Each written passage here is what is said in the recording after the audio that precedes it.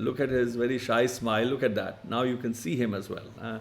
Fixing his, I don't know what buttons or what. He's trying to make himself ready. So he, is very elusive. It's very difficult to catch him. Big star, मैं किथे Raja Ram te किथे Gangu Teli, as we say, as the old saying goes. So it was difficult to catch Talvin. But anyway, jokes apart, his father had been, he has been attending to his dad. So that is a very beautiful, occasion. I was very close to my dad, so I don't hold any grudges against this tabla maestro. And he's a musician, he's a composer and a producer. Jokes apart. Talvin actually is born in London, and Talvin, a bird has flown by today. And in fact, Nihal told me that it is your birthday, you're a birthday boy, so you're going to be, am I right? Am I informed rightly? Yeah, it wasn't planned. We just somehow. I just like learned, like on the way to the desk, Nihal just informed me that it's your birthday today. So happy birthday to you. So thank you. I won't so ask much. you how many days old you are. So I don't need to go there. Yeah, let's not go there.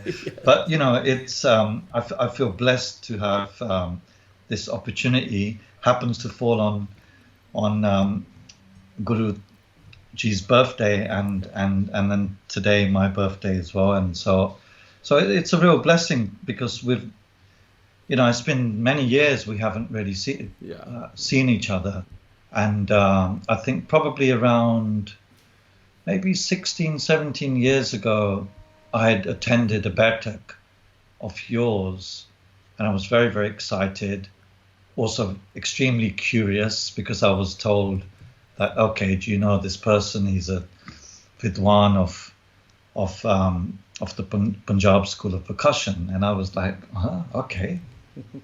And I sat in and pehla ta adha ghanta tusi atta gunne achhi tarah, and spoke about the traditions, and I was like, wow, this is stuff I don't really know. And then I got to hear you play for an hour, and since then I've really been admiring your work, your musicality, your research, your archival work, and the kind of polymath you are, as well as a Vidwan. So it's great after so many years that we're getting together today, and like as we know, these things are sometimes written in the past, and then they just appear certain dates. Like today, we were meant to get together and congregate on a digital kind of level with everybody. So thank you. I really thank you for giving me the opportunity. It is an absolute pleasure, and I'm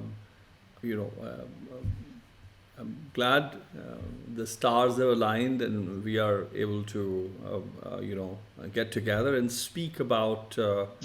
And I hope, the intent is to learn from your journey, and I hope, this is all done. It takes a lot of time, even today.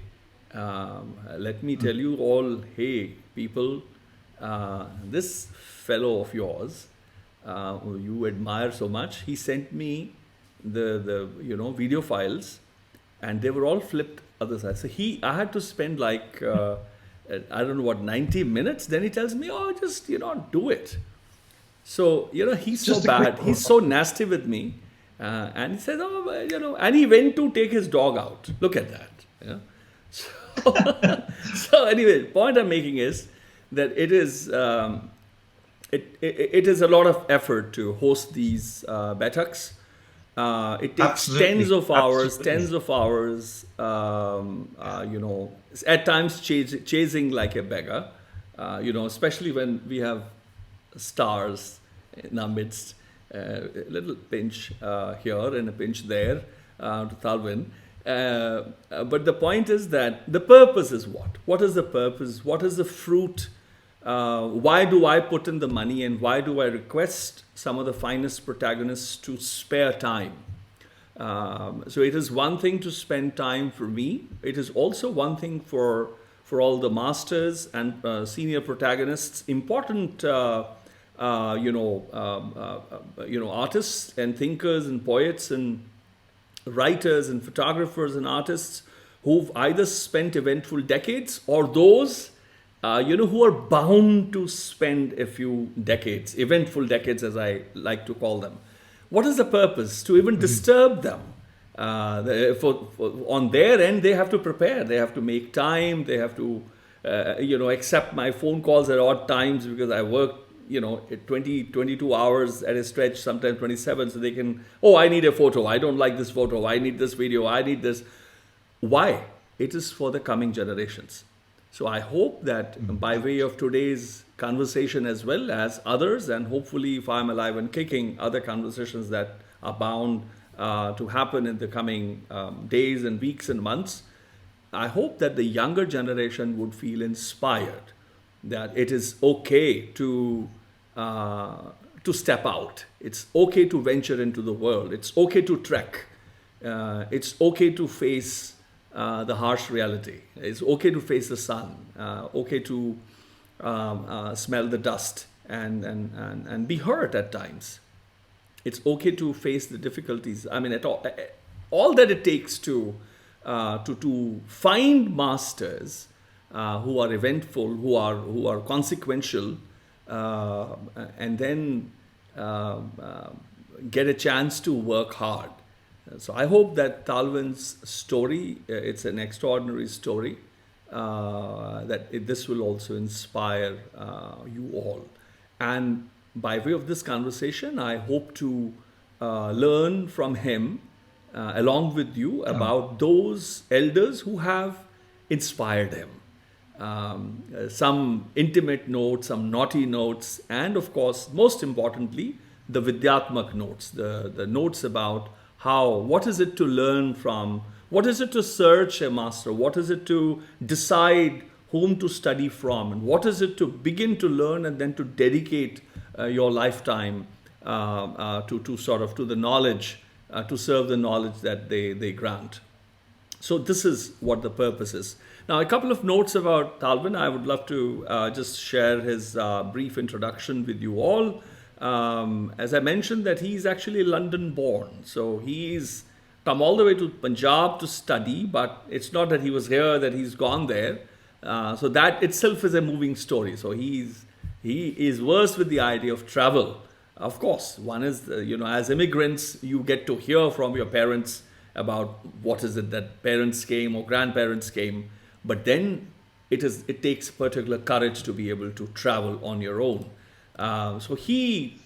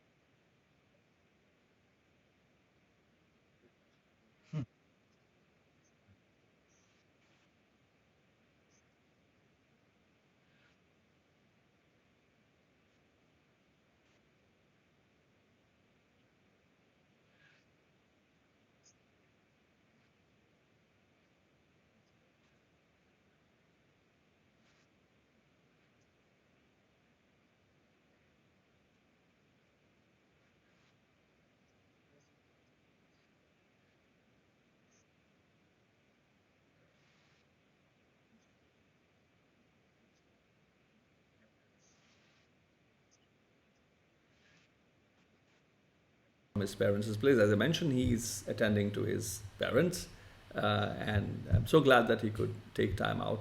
So, dosto, a little introduction in Punjabi. For otherwise, I'll get all those love letters from my Punjabi folks around the world. That what happened? Since when did you become an English sahib? So I must introduce Talvin in Punjabi as well.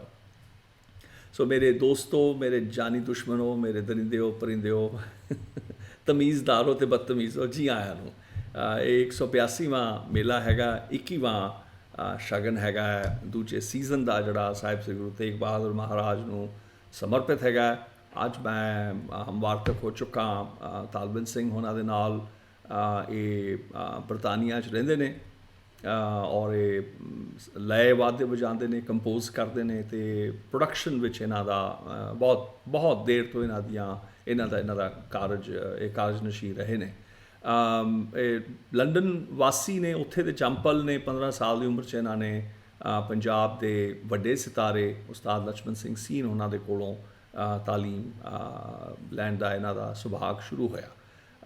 80 ते 90 के दहाके च इन्होंने कई, मैं नाम लै दिते ने, मैनूं दोहराउण की लोड़ नहीं, कईयां दे नाल इन्होंने रल के काम किया और जड़ा 1995 विच इन्होंने अनोखा क्लब नाइट शुरू किया सी ईस्ट लंडन की ब्लू नोट जी उत्थे हैगी है। और इन्होंने खास करके तबला ट्रॉनिका इन्वेंट किया सगा, साज बनाया जड़ा acoustic-electric साज हैगा। और ए.आर. रहमान का जड़ा संगीत है इन्होंने पश्चिमी जी स्रोत है उन्होंने पहली बार उत्थे सुनाया। इन्होंने कई एल्बम्स रिलीज़ किए ने और ये टुगैदर कट्ठियां जिन्होंने कह लो पंजाबी का तर्जमा हो, निलाद्री कुमार जोड़े सितार बजाते हैं और वीर जड़ा राकेश चौरसिया उन्होंने नाल किया। इन्हों के एक कारज नूं 1999 मर्करी प्राइज़ मिलिया। इन्हों की जी डेब्यू एल्बम सीगी ओके करके।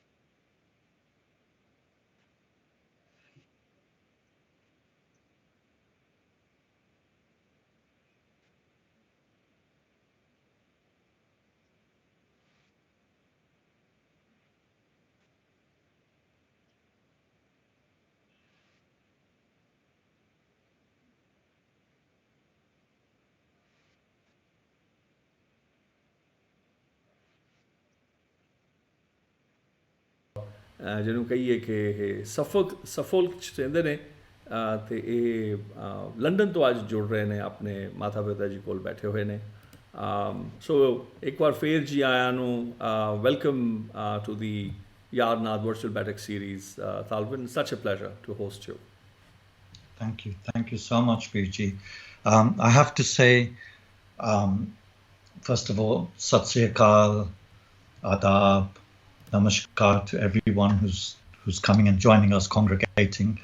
You know, it happens to be my birthday today, and I'm hearing such a vidwan like yourself talk about me. It feels rather strange to me, but thank you so much. It's, you know, it's interesting in the space of like 9 months or this lockdown, how much you've kind of put into these conversations, these in-depth conversations, debates with multifaceted, diverse group of people, artists, from all scholars. And, you know, I just suddenly thought, God, I've seen a few of them and been a fan of those artists, and within a very short space, they're no longer in this world. And now I'm having to go back to those and see them again, or maybe on repeat, just to get a feeling of what they were really saying, because they've departed now. And I really thank you for that. I really thank you for that, because they're the artists which I've been influenced by, and so it's a huge thing. It's a huge commitment and a huge investment, and also it's really humble of you to do that, because being such a amazing vidwan yourself, you're positioning yourself in a chair as a listener, and to learn about possibly somebody who hasn't, I suppose, done much, or was still trying to kind of just swim in this wide, vast ocean of sound and music, and I really thank you for that. That's very kind of you. I don't get to hear kind words often. So that's a change. So, Talvin, tell me what's up. What have you been up to? This COVID, I mean, you are such a traveler. You're such a naughty little wanderer. You've got such a fan base and club and work and everything from around across Europe, How have you dealt with the COVID situation before we come to the Vidya with the knowledge system and all that? Tell me, how have you been? Was this COVID-19 a conspiracy to imprison you in one place? Well, I was kind of following the situation in Asia, in China, very early, and I had to be in Suffolk.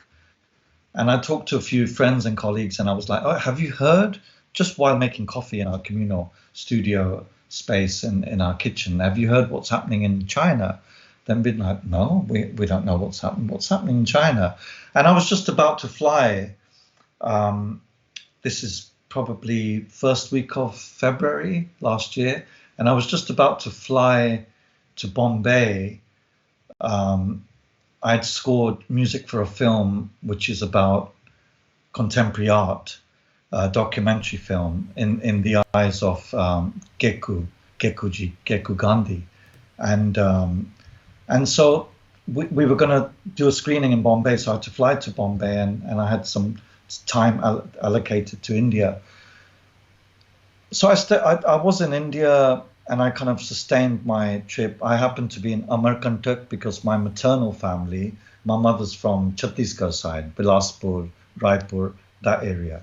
And I go to Amarkantak quite often, and have, I spend some time with a Sadguru there, and so I spent my last birthday with Guruji, Sadguruji there in Amarkantak, the Narmada River, and so he actually kind of, he intuitively knew what was up, and he made a few riddles, and he said, "Look, you want to stick around here, don't go far." And so I knew that, and I had to travel to Ahmedabad for a concert. So I was in Ahmedabad, and then I kind of sustained my stay in Ahmedabad. I was there for like a week and a half, and then I thought, okay, I'm just going to stay in India. That's probably best for me. But family really wanted me back, and they were like, "Look, you really need to get back here." And so everyone started getting on a panic trip, and I ended up just getting the last flight. And then I was in lockdown pretty much in I couldn't see my parents for months, and I was in Suffolk, and I was working, and there was a part of me which was kind of, I would say, also celebrating the fact that, asita is samata mangde hage, ki samajan. Musicians kind of, we, in a way, we want that time to kind of do our practice and our kind of discipline, kind of routine, because we're always running around and making things work, and we never really get to sit down and get deep into our kind of music. And so I thought, okay, well, I've got so much work in the studio. I was really enjoying that. But up to a certain point, after about 3 months, the energy started really running out of studio production. I found it really hard to focus. And then I started just doing other things which I haven't done for a long time, like reading certain things and, just making time. So it's been an interesting time. But I have to say, I immediately knew that this is possibly a kind of beginning of a renaissance, which we're putting our feet in, and a time for change. So now we're starting to see that quite clearly in concerts not happening.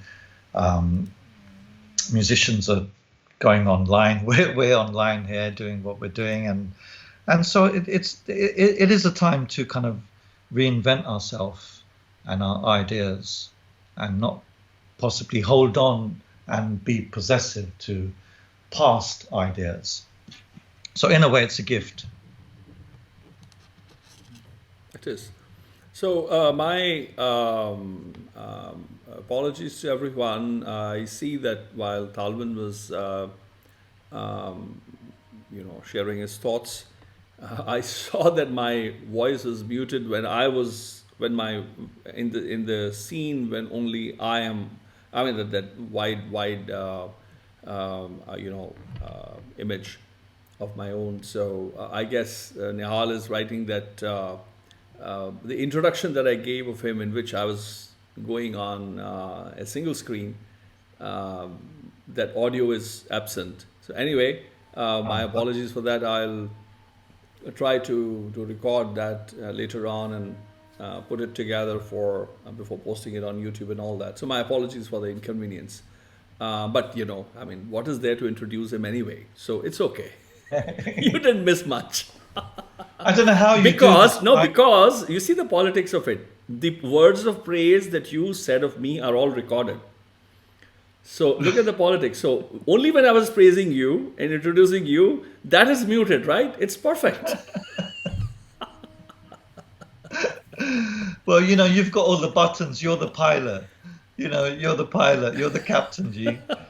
So you know where to press those buttons. I don't know how you do it, but it's amazing. It's like landing a plane without the undercarriage on. I mean, so you forget sometimes. Yeah. So that is just to say, apologies to everyone for the inconvenience, but I'll see later on, to sort of add something up for that. So Talvin, your name, is it pronounced Talvin or Talvin? Actually, jira pura naam हैगा वो Talvinder हैगा, Talvinder Singh. Talvinder is okay. Hanji. And actually, a very dear friend of mine, who you may know, Gurbaksh Matharuji, who's a really fantastic Dilruba Israj player. The other day, 3 days ago, he sent me a photograph with a London, old medieval-looking London street in East London, and it's got Talvin Street. And I said, look, I'll tell you about that street. I know that street. He said, I happened to pass it and I took this photograph. So my father, being an electronic engineer, he actually used to go around fixing VCRs, televisions around people's homes, because back in the UK, nobody brought TVs. Nobody brought TV and video appliances. They hired them, and they would get repaired by an engineer like my father. Would come in at home and have a cup of tea, have a cup of coffee, and repair your TV set. So he used to go. He knew London really well, and he had come home when I was a kid, and he said, "Look, I saw this street called Talvin. I think you should cut your name to Talvin," and because his name is Rakesh Singh, but at work they call him Reg, as short, So he kind of came up with the idea, and I just went with it. And it kind of, in a way, it's kind of worked, I suppose. So Talvinder, okay. So I hope we have not made any errors at YaarAnād by putting your short name. No. That's how everybody knows. No, and Your art name and everywhere is Talvin only, no? it is Talvin, Virji, it's Talvin, but at times I'm kind of like, sometimes I think of kind of splitting my kind of avatar in a way of having Talvinder Singh as one kind of policy and Talvin Singh as another policy, because I think over the years, I think what's happened in my career is that my diversity has been an advantage on one level, and it's also been a disadvantage on the other level, because when you're so diverse, you also, you create excitement, but you can happen to kind of create a kind of level of distrust in people. Like you mentioned earlier on, so what does he really do? Is he a classical tabla player? Yeah, but he also does this. So if he does this, then he's not valid on the classical stage because he does all the contemporary work, And obviously that contemporary work I've been doing such, as you know, a long, long time. And when the idea was kind of, it was kind of premature. But nothing's new in this world. Everything's an extension. Obviously been listening to a lot of music. I started buying records at a very early age. But Vijay, where it really started was my grandfather in East London, close by to our family home here. So I'm facing now the Olympic Park is right through the window there. I'm looking at the Olympic Park right now. And so he had helped as a sevadar, he had helped make our local Gurdwara, constructed it and built it. And so I had, obviously, as a kind of Sikh or a liberal Sikh, if I may call myself, if that means anything, had access to the Gurdwara. And so I would go and listen to Kirtan from the age of 5, 6, and I was deeply drawn by the Kirtan, the Gurmat Sangeet I heard, and I was constantly there whenever I could be with my grandmother, sitting right here, and everybody used to say, "Eh tabla hi bajai ja raha hai goddiyan te. Tuhade godde nahi dukhde? Eh munda tabla hi bajai ja raha." So that's how it started. That was how my whole thing started with tabla. Very, very young. And it came pretty much from the Sikh temple, from the Gurdwara. That's where I feel it really kind of happened from. The realization, at least. I see. And the first days, of music when you're playing on your knees. Grandmother's knees. Did you? What about education? Did you get to start learning at the Gurdwara initially, and with whom? I think the kind of interesting thing was that I was just playing, and I never had a tabla, so tablas were constantly borrowed by different people around.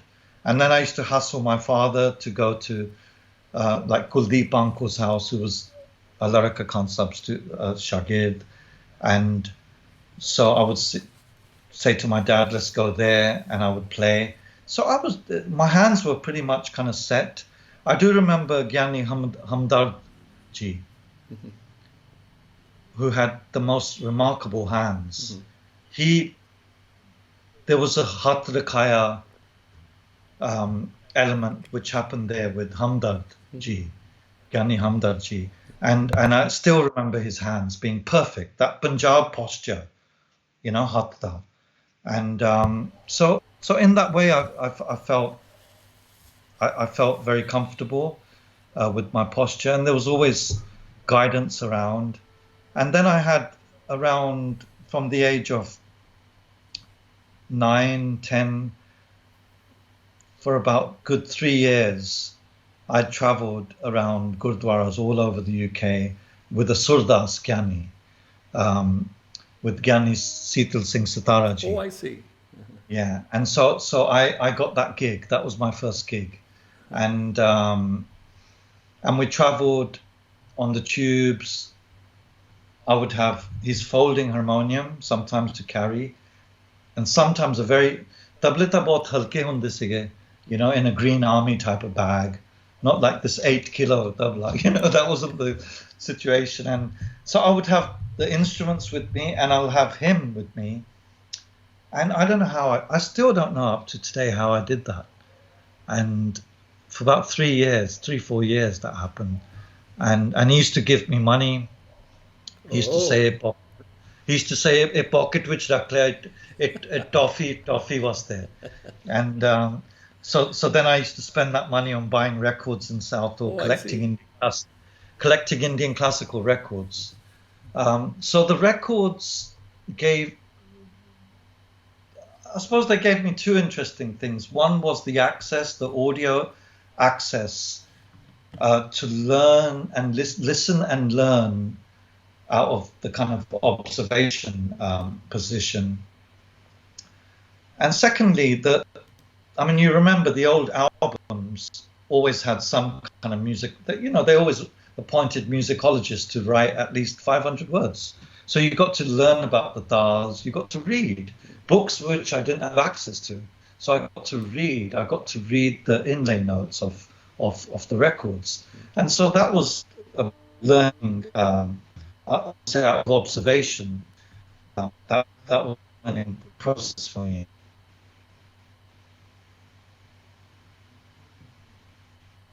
I think there's a signal issue. There was a signal issue, Talvin, I think. Can you hear me?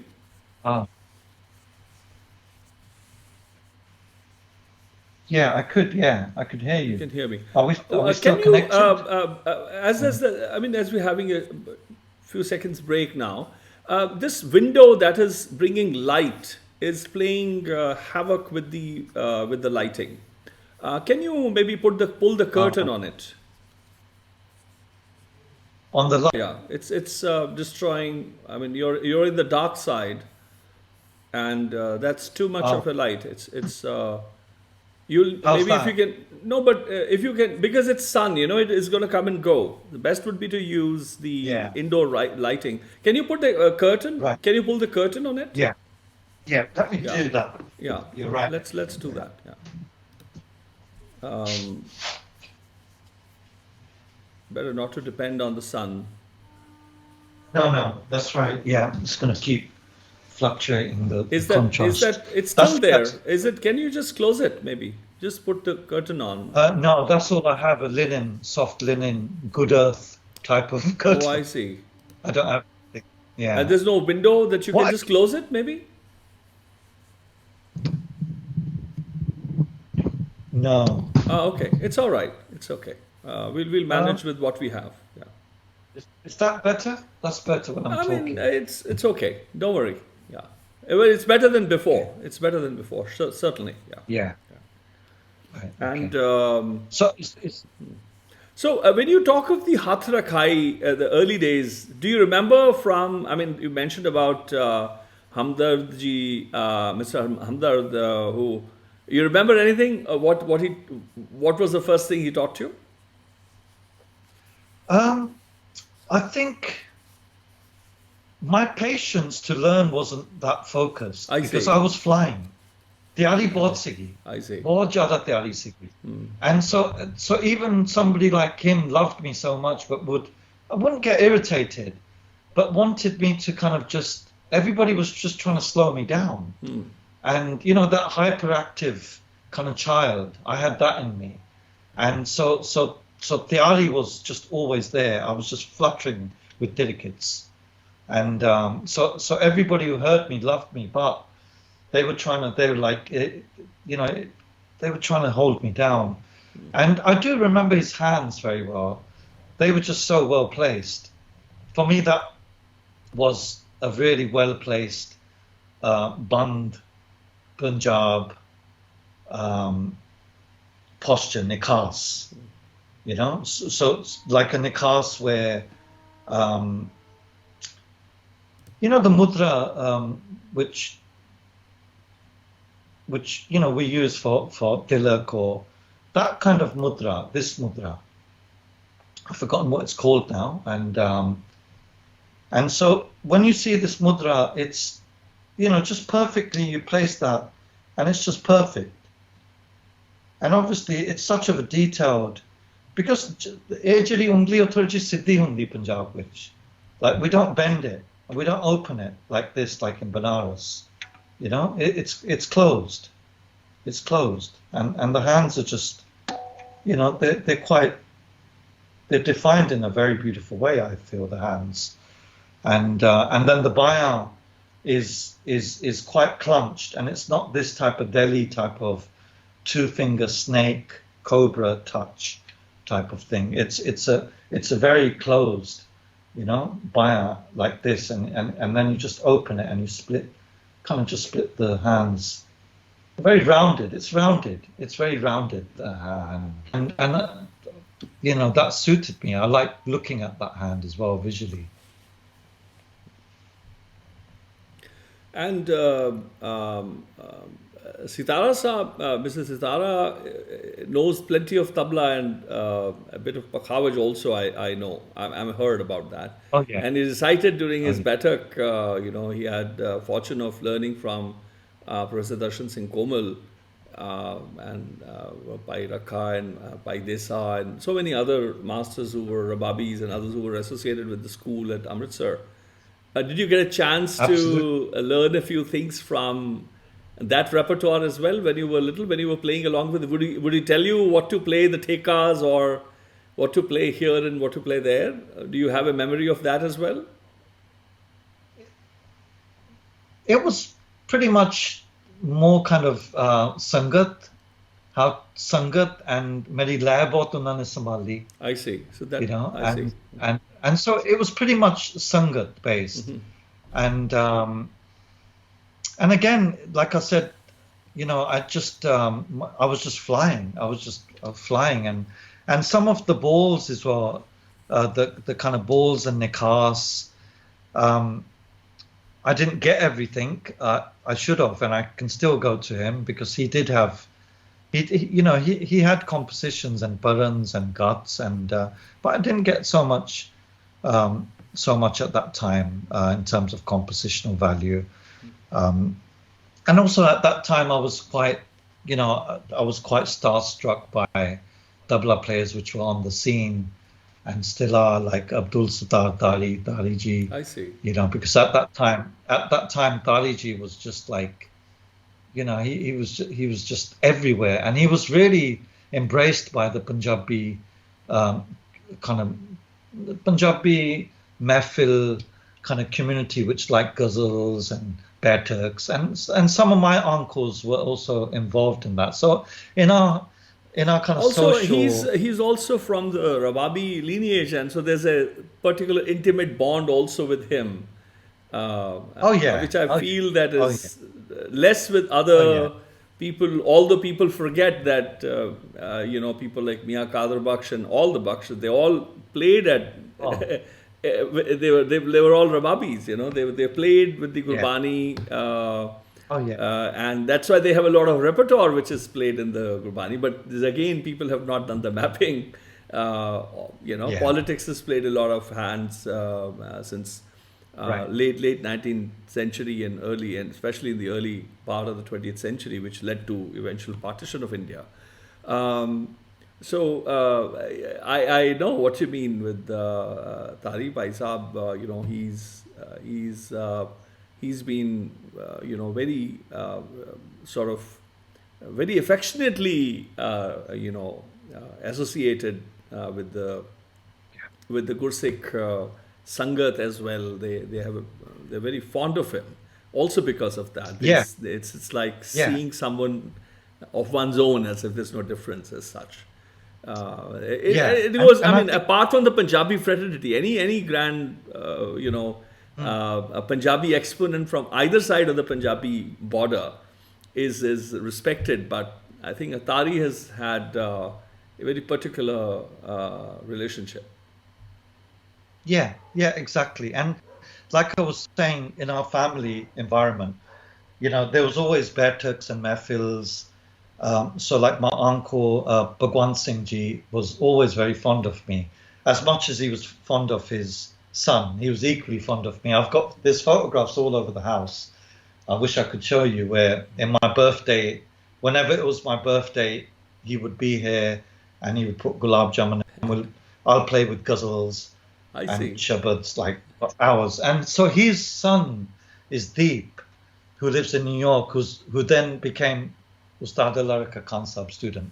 So we were like this, and we still are, and it was interesting. And I always, when I was a kid, I thought he was a much better tabla player than I was, and so he made me work, and I love that. I love that, and we still sporadically keep in touch, and so बस इस तरह हैगा माहौल वातावरण जो भी है, so in the Sikh tradition, it's because music is such an integral part of our spiritual ecosystem that it became rather difficult for me, because my parents, my mum and dad at one point really had to sit me down, and I remember that very, very clearly. And they sat me down and they said, look, something, they were very delicate about it. And they said,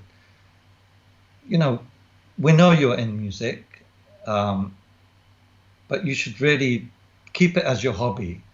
And the minute I was about to come, because your dad's like a bloody electronic engineer. I mean, how did he?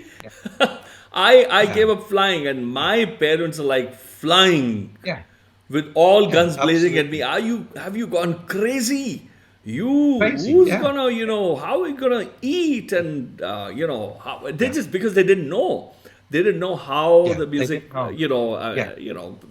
post partition things, and I'm a Fauji kid, so they love the idea that I'm into flying, and they were imagining that I'm gonna be some very senior, top brass guy in a few years, and etc. etc. So how was it like? I mean, when you were telling me of the train rides with Sitara Saab and others, I mean, I was like wanting to ask you. So how was it at home? And you were getting money in buying records. I mean, your dad would say, your dad would have said, boy, you take any money, but you stay home. You buy any record that you want. Tell us about that. I mean, what was it like? And for youngsters who are having parents who are top executives, etc., and entrepreneurs, and if the youngsters have interest in music, how the kind of music they would be facing from their parents or immediate family. Tell us about your mahal at home when you were little, and having such an interest and attraction towards music and production.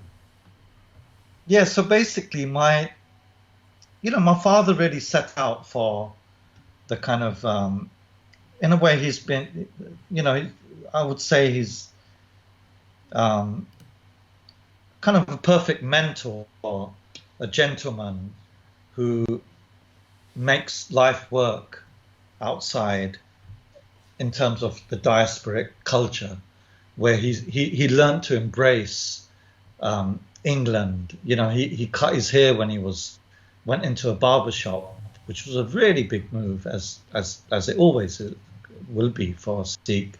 And when he was 16, he cut his hair, he went into a barber shop, and my grandparents obviously weren't happy with that. So he made certain decisions where he wanted to create a certain hybrid personality and make things work in the country. And so therefore, it's been interesting. I think a lot of the music, the mehfils and the Baiṭhaks and the ghazals and all of that exciting stuff came from my father's kind of friend circle, but the deep stuff came from my grandfather and my grandmother.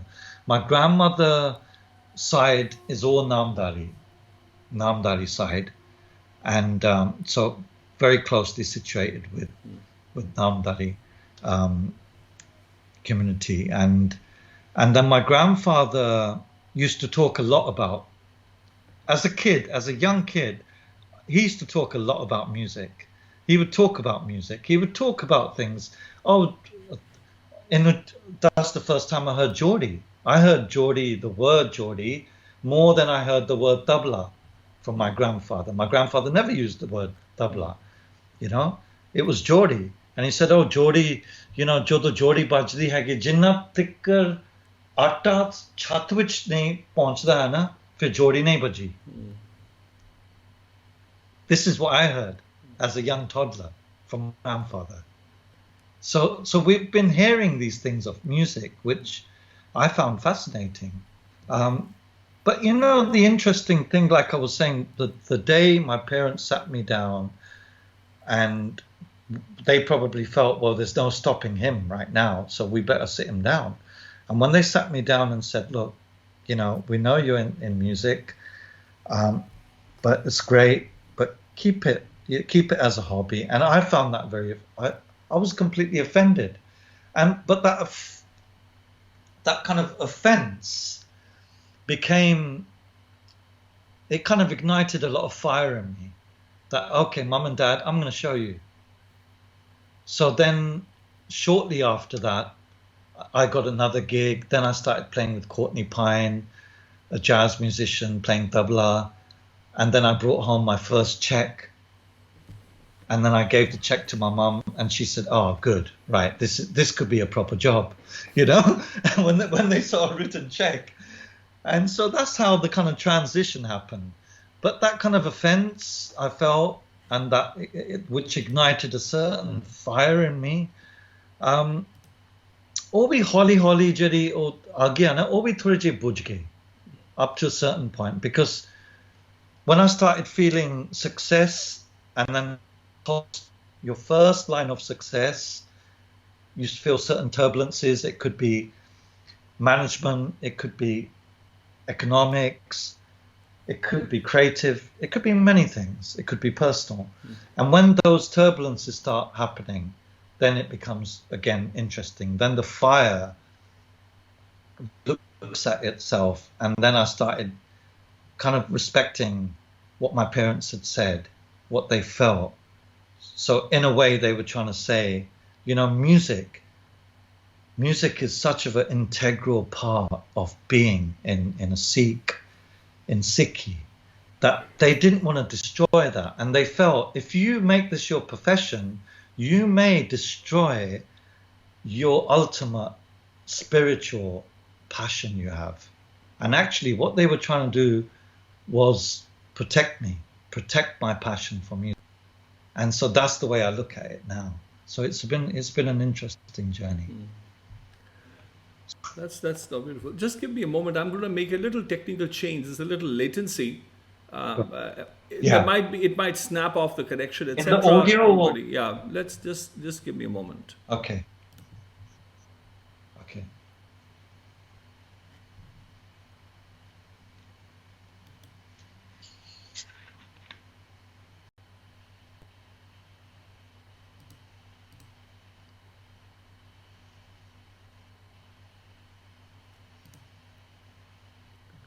How is it possible that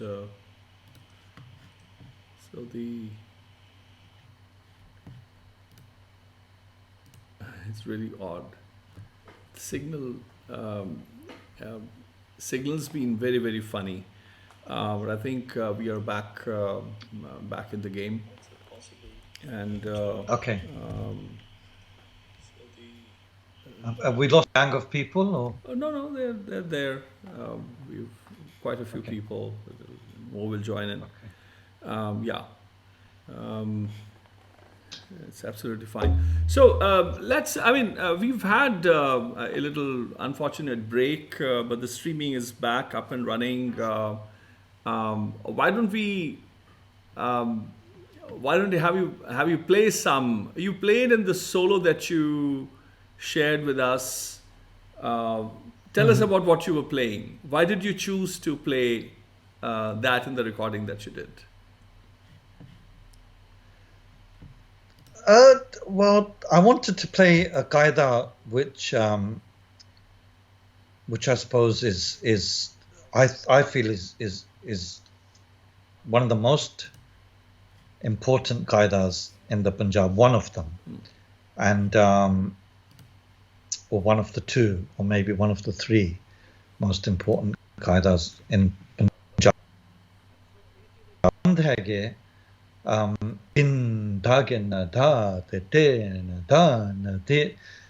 You know, this is one of the first things I got taught by Guruji, you know, sat me down, who really wanted to slow me down again, bring this idea of steadiness, of ambience, terao, so all of those kind of like meditative aspects he wanted to bring. But it's amazing how he did that, which I'd love to talk further about. But going back to the qaida, this qaida, the reason why I wanted to play this qaida is it really exposes, you know, the kind of the policy and aesthetics which Guruji had really kind of developed, because Guruji's whole game with tabla was, let me try to make tabla solo Punjab school as much as authentic it can be as a andabaj, and yet presentable. So the presentation, you know, I'm sure he looked at tabla players like Ustad Imrat Khan Sahab, who really, you know, he just knew how a new way of presenting the tabla solo, organizing it. So the reason why I played the solo in that way, like for example, Virji, in the beginning I open with the rela. So my opening is with a rela, and then it goes into a qaida, as opposed to playing the qaida in a slow speed and then playing the qaida. The reason why I played the rela in the beginning is because tabla solo,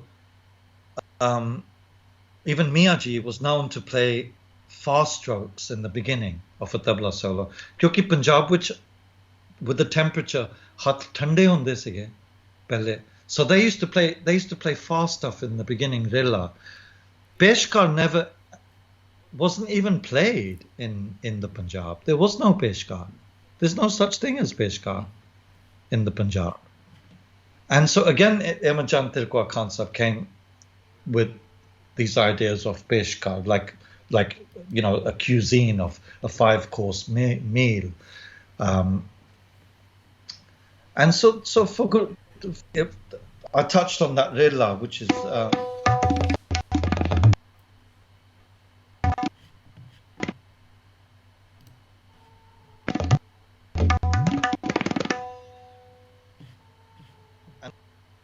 qaida, which is din dagina da tetikata dada gigina ka dinna dinna gina tak gana da tetikata dada gigina ka tinna tinna gina tin tagina da tetikata dada gigina ka dinna dinna gina tak gana da tetikata dada gigina ka dinna dinna gina tak gana. Matlab hai Punjab di boli hai. Again, these are the bowls which are close to the Punjab, and that's why I thought, okay, let me play this qaida and a few paltas. The paltas of this qaida just go on and on. The subject is so vast. It's been played in really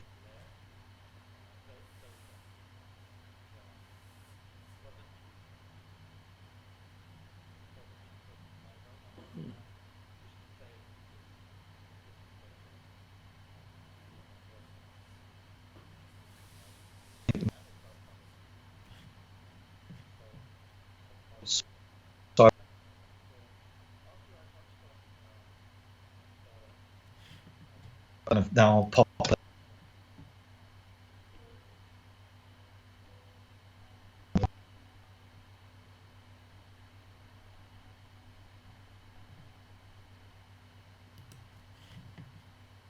play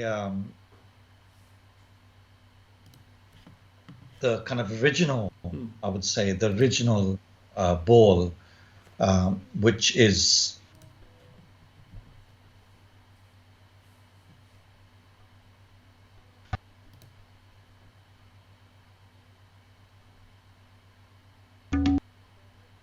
so much the influence and the zarurat of Delhi has come into Punjab tabla, and possibly some aspects of Ajrara, to make the hands more comfortable and the sounds a little more sweeter, because they sound better possibly on a nice microphone on a stage. Where the Punjab tabla, as you know more than anybody else, is it's a big sound, it's a big tone, but let's not get it wrong. It's not because it's played loud. It's because the decay is the arse, the resonance is really important. Like I remember recently, maybe a couple of years ago, we had gone to see Pandit Ronu Majmudar in his home in Delhi. And that was really interesting because I played a few things and we had a lovely time, and he gave me some of his compositions, which I'm still trying to get to grips with, like a composition which has involvement of an ensemble, percussion ensemble. So it has duff sounds, it has dasha, pakavaj, and he unadi khudi rachna hegi. He composed this, and he had given me this composition, and I was playing a few things there in front of him, and he said something interesting. All of a sudden, he said, "Beta, khal ki awaaz nahi aani chahiye. Humko khal ki awaaz nahi chahiye table mein." I said, "Pandit ji, tabla kaise bajega? Khal ki awaaz nahi aayegi." He said, "Yehi to baat hai." So he didn't want to hear the skin on the skin, like.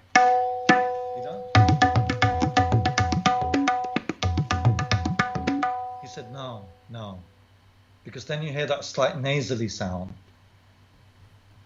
so he didn't want that, and I thought that's really interesting, and it affected me, and I started looking at it again, my tone of like, how can I make things sound punchy and Punjab, but without hearing the transience of my skin on a skin.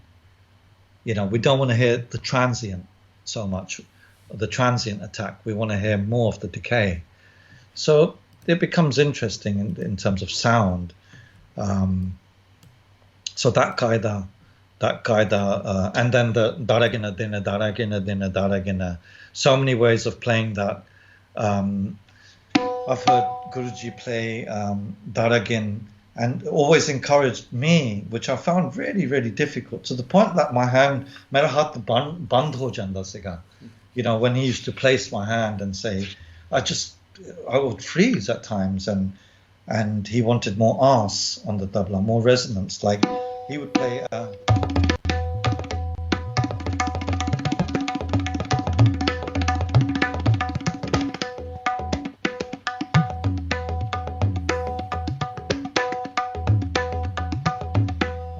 Chando Guruji is तरह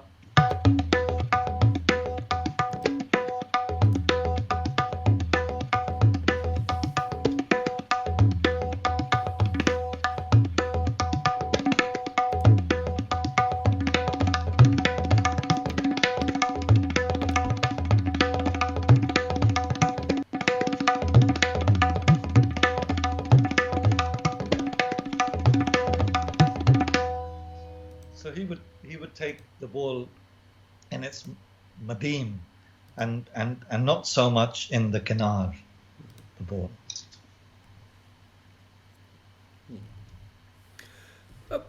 There are a couple of things where my own observations and sort of analysis of what all happened I'm sitting in the open terrace in, Patiala, and then the open fields in Tatiamanta near Seriali and Taran. This is very early 90s.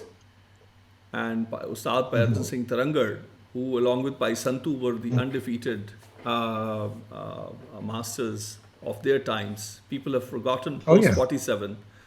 And apni guru bhakti da ek hunda hai laad. There's one thing is to be doting towards one's teacher, but then there is a regional hierarchy, national hierarchy of music, within which in the eras of duels, akhadas, etc., there was a logic of who won, who was challenged, etc., etc. So I'm playing, I'm being taught Din Din Nida Baj, which everybody copied, but people have forgotten it comes from Punjab. It doesn't matter. It's a matter of how to play well. At times, we live in the present. I don't know where my family came from 4,000 years ago. I have a lot of memory of what happened many centuries ago. But before that, things things are forgotten. So I'm playing.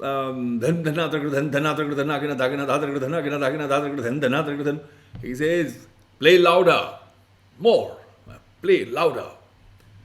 So I'm like, I'm a person who plays squash 4-5 hours. So I've got very, very, wrists that can rock and roll for as long as you want. So, and I'm playing, which is louder and much more stronger than most others who would be around me. In my little Chandigarhian and Mohali club at that time, and perhaps a little beyond. But he's saying that no, louder. So he's 1900 born, and it is the year 1990, 91, 92, and 93 and 94. He died in 95 at the age of 95. And so in the early years of the last 5 years he mentored after my granduncle Pai Gurcharan Singh sent to me. So that was an eye-opener. So I'm talking to a generation who was born 1900. And I saw people who were born 1907 or later. They did not have much memory because 1947 socio-political upheavals meant their learning was not complete. Right. They never learned, they never underwent the entire, you see the socio-cultural scenario, socio-political surroundings that were happening, interracial, intercaste, interreligious, ruptures that were there. It was not easy to learn. And you see people who were born later, they are trying to hodgepodge, they're trying to create a new system.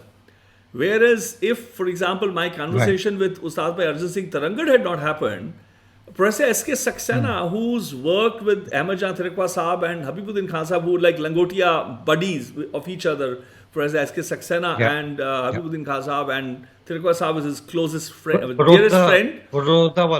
His elder brother. So, no, they're both S.K. Saxenas. One is Sushil Kumar Saxena, one is Sudhir Kumar Saxena. So the Sudhir is the one in Baroda who was sent because of the elder brother, who's a philosophy and aesthetics guy, who wrote, Kathak and Tabla, the aesthetician and the philosopher. He rewrote his essay he wrote for the British Journal of Aesthetics, as I've shared in the past as well. He says, and he writes in the book, he says, I have had to rewrite the essay after 7 years. But after listening to the Pakhavj of a young Pai Baldeep Singh, I have understood the idea. I've seen the idea of dignity and due intentness, will waywardness, etc., etc. He rewrote. Because he says, I have worked with Tirikwa Sahab and Habibuddin Khan Sahab. Habibuddin to mere langotiya the, but Baldeep bhaiya ye cheezein nahi dekhi maine. And he was an aesthetician. He was, I don't have to go. He's an icon, 20th century person who defined, who wrote the laws of aesthetics, etc., in the modern sense. And people, be it in Kathak, be it in percussion, they followed. Even singers, they wanted him to write and analyze his work because of his closeness with Ustad Alabaddin Khan, Ustad Chand Khan, and so many others. Now, what I saw is that me and Saxena Saab and others when we would debate and discuss, is that the memory that Payarja Singh Tarangar brought is something bigger happening than just mere association, my teacher or your teacher or their teacher. That gentleman introduced the history in a different manner than what was being reported, because many people were just musicians. They were not historians. But Tarangar Saab is a kathakar. He's an exegete. He's a philosopher. He's a poet. And he has a memory of so many masters. And he played close buddies with Pairuda, Paibuda. I mean, name them. In the 20s and 30s and 40s, he's played with the greatest masters of that time.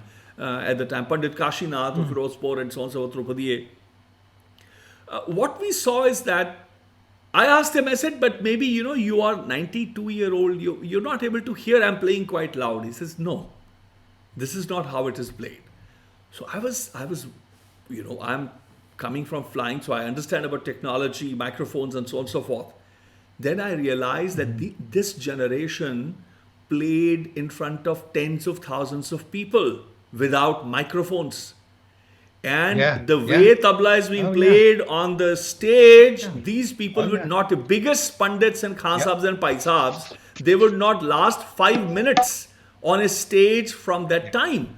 Now, Talvin, the reason I have shared this with you is that in guitars, let's say, there is a space for electronic guitars, electronic and electric guitars, but the classical guitar and the Baroque era, your verse with all that is happening in the world, the finest music I've heard, you've heard. Some of our common friends are some of the finest names in the world. Opera, you don't use a PA system. You do not use even viola da gamba or lira di braccio or pico, all these Baroque era, Renaissance period instruments. There are microphones, but they're only being recorded. They're not being played, and the acoustically treated, look at the Lincoln Center and so many other places where... because they were also... Exactly. They were also Tarabdar. Exactly. That renaissance of... because I'm so sorry to... sympathetic thing. So I just wanted to... I want you to share your thoughts on that. But I have been disappointed that in our system, that the microphone is as if we are born, as if I have received the microphone in the womb of my mommy. That the music, the voice has changed, Indian singing has changed, Indian playing has changed, Indian instrument playing has changed, everything has changed. Why should it change? What is the voice without a microphone? It doesn't exist. People are humming and they're not even singing. And they have to sing full voice. We all say, oh, Bade Ghulam Ali Khan, and that generation and the generation before that, these people sang without microphones. And you could have them sing for 10, 12 hours in a single akhada, entire night. Look at the dhadis. That is also the music. So I think we need to, in terms of aesthetics, instead of replacing everything which is from the past, where those people were having solutions of how the ans was created. That was wonderful when you mentioned about the idea of the ans, the decay. That is the sound, that is the swara. That was almost like a tambura. When the pura, thap used to be there, the ta or the medan used to be there. And the idea of medan is not new. When you mentioned about Seen Saab playing, medan is because the ans is there. And the kinar used to be very loud. Kinar would be really then dhenna. So then dhenna. So the journey between the medan and the kinar is below. It's not on the side. So it was difficult. Punjabi baaj was known as haddi tod baaj. Nar vidya and so on and so forth. How do you look at it? I mean, how do you see the absence or the death of a dynamic? That dynamics. How do you see that? Yeah, well, I think obviously with dynamics, I think we're just about passing, we're just coming to an end of the era of bifurcation, because it was quite a short era, like, 4 decades is not long, and it's pretty much over now. It's gone. It's history. And because now today, we're streaming digitally, the technology is embracing frequencies which are so high that they're not audible. Like, if we go up to 192K and 96K, we have a Schweppes microphone in front. Then we're getting back into acoustics, because the technology is embracing the finer nuances of sound, as opposed to this kind of SM58 amplification, 80s kind of let's drive it hard, kind of amplification era. We're done with that now. That's over. So that's what I feel about that. But Virji, going back to this guy with the dynamics. Now, recently I was that last year's trip, after Amarkantak, I got back to Bilaspur, to our maternal home, and then a musician came over and he said, "Look, we've arranged actually he heard my Surbahar, and then he said, we've arranged a solo concert for you." I said, no, please, no, I'm just like learning to tune the instrument right now. And then I somehow transposed it, because I couldn't say no, and I transposed it to a tabla solo. So we went to Pandit Ramji's house, who's one of the great Kathak exponents, and of Raigarh Darbar, who happens to live in Bilaspur. So they set this beautiful Baiṭhak, and I played, and there was a good Nagma player. And, interesting, he had said to me that Mia Kadir Bakhsh was in Raigarh, which I kind of knew, but he got into a little bit more closer depth. He said he came quite often, a few times, and stayed in Raigarh Darbar. And so Ahmed Jan Tirukwan Khan Sahib was obviously there, Tirukwan Khan Sahib. So now we all know that wherever Miyaji went, people were pretty much, any tabla player would just, their mouth is used, their mouth and muscles just got sealed, because he had this majestic personality. And so if we now analyze, this guy there,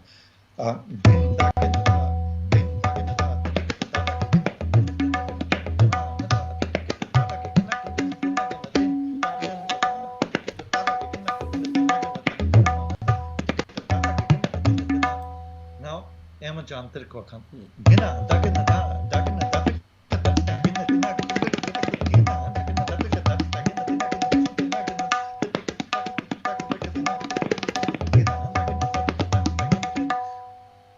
Khali mein to ek more, there's a turning point Tirukwan Khan Sahib made, which isn't so qaidedar, but it's interesting. But if we just look at the qaida and see how the filigree work happened, that Lucknow fine work, but all on the base of this qaida.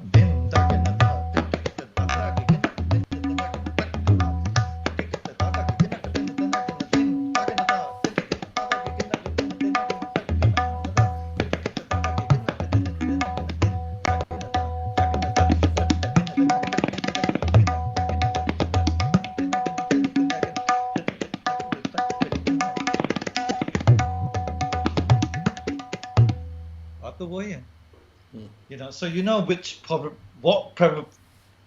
obvious what came first, and therefore when we start looking at compositions like this and the kind of the progression of tabla as I would say a contemporary instrument, we don't always have to see tabla as a classical instrument, because its behavior. Tabla's behavior is just, it's not even settled yet. It's just dancing around with ideas. Like, for example, sometimes I remember playing this in front of Guruji.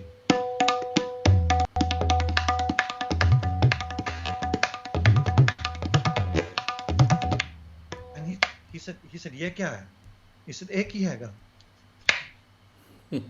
And my mouth was sealed. I didn't know what to tell him. I wanted to say, "This is what this is. Isn't it nice? Everybody's playing it." And he said, "Ek hi hai." And I was sealed. I couldn't tell him what this stroke was. And he said, "Main dasda hai. It tabla vich gali hai." He said, "This is a swear word in tabla." You know, so after that, I always thought twice of. Yeah, for example, ਮੈਨੂੰ ਤਰੰਗੜ ਸਾਹਿਬ ਨੇ ਕਿੱਦਾਂ ਦੇ ਬੋਲ ਕਰਾਏ ਨੇ, ਆ ਨਹੀਂ ਮੈਨੂੰ ਵਜਾਣਾ ਸਿਖਾਇਆ. You know, it's like, I mean, obviously you can play it like this, you know. Yeah, no, but what the hell? You know, but so it's always. Ustad Lachman Singh Seen, hone kehte hunde si, your Ustad used to tell me, he was, I don't have to take the names of someone who's talking about playing in a particular style. You know, he joked, he just started laughing. And we were all side, like 2, 3, 4 people, Kalsi Saab and others, we were all sort of wondering what happened. He says, Tabla ki kehte riyaz. He liked a good chuckle. It's only practice. He says, you can start playing tabla at the back of your hands. You will master it in 2 weeks. So he said you can, but that doesn't, what is the meaning of that? So what's the meaning of that? Oda vajood ki hai. What is the meaning? What is this? He says, I mean, what do you get? I mean, so what if he, I mean, that's a beautiful question. He had the courage to answer that. What is the meaning? The meaninglessness of it. I mean, is there already not so much to do in the literature of tabla? Is there not, are there not enough masters out there from whom you can go and learn the repertoire, etc., that you have to now resort to these? Is this gimmickry? Is that why now I must say, wah, kya baat hai, just for that sound? What about literature? What about legacy? These I think the old masters were sort of flummoxed by it all. What is this happening? The so-called microphonic, it's a death of naad in a way. There's no naad in it. Yeah. There was one instant where we were in Delhi and I had some money on me and I got Guruji to Delhi. We stayed at the Imperial, Baji, for a week. Because I just wanted Guruji to get out of Jalandhar and be in Delhi. And we stayed at the Imperial Hotel for a week, drinking lovely tea and samosas, having a lovely time. And we used to go to Connaught Place, sit with Ajay ji and Bishan ji at that time, Ricky Ram. And we had a wonderful, wonderful time. But when he was to leave for Jalandhar, I got on the train because I didn't want to leave him. And then I said, look, I have to leave because the train's going to go. He said, no, you sit down next to me. I'll tell you when the train's about to leave. I'll tell you. You know, I never forget that. And he started teaching me. He said, Sule Fakta yaad hai? Sule Fakta. And I said, Han thoda ja main deed kar din na dinde. He said, हाँ सुनया होना लेकिन बोल देखो दीद करते ना दिन दे ना कत्ता दीद करते ना दिन दे ना कत्ता. He said this क्योंकि जितने खाली दे बोल होने चाहिए थे. He said मैं सिर्फ उस्ताद नहीं हैगा मैं शास्त्री भी हैगा. You know. So he said, I'm not just an ustad, I'm also a shastri. I look of things, of like, what does the kalli mean? What should happen there? You know, possibly. And because in the space of art, there isn't the right or the wrong way. So I suppose, you know, that's what brings this kind of higher level of exploration and decision making of what should be there and what shouldn't be there. And then we get into aesthetics, I suppose, which Guruji's always been, you know, close by, as you know. Kalsi Saab, I remember when I used to sit there, he used to come quite often, quite heavy build, right? Yeah, it was. Yeah, from what I remember. Kalsis are grand Yeah, warriors themselves. yeah. But I want to come to, before we go to that, let's look at the idea of the Sulfakta thing.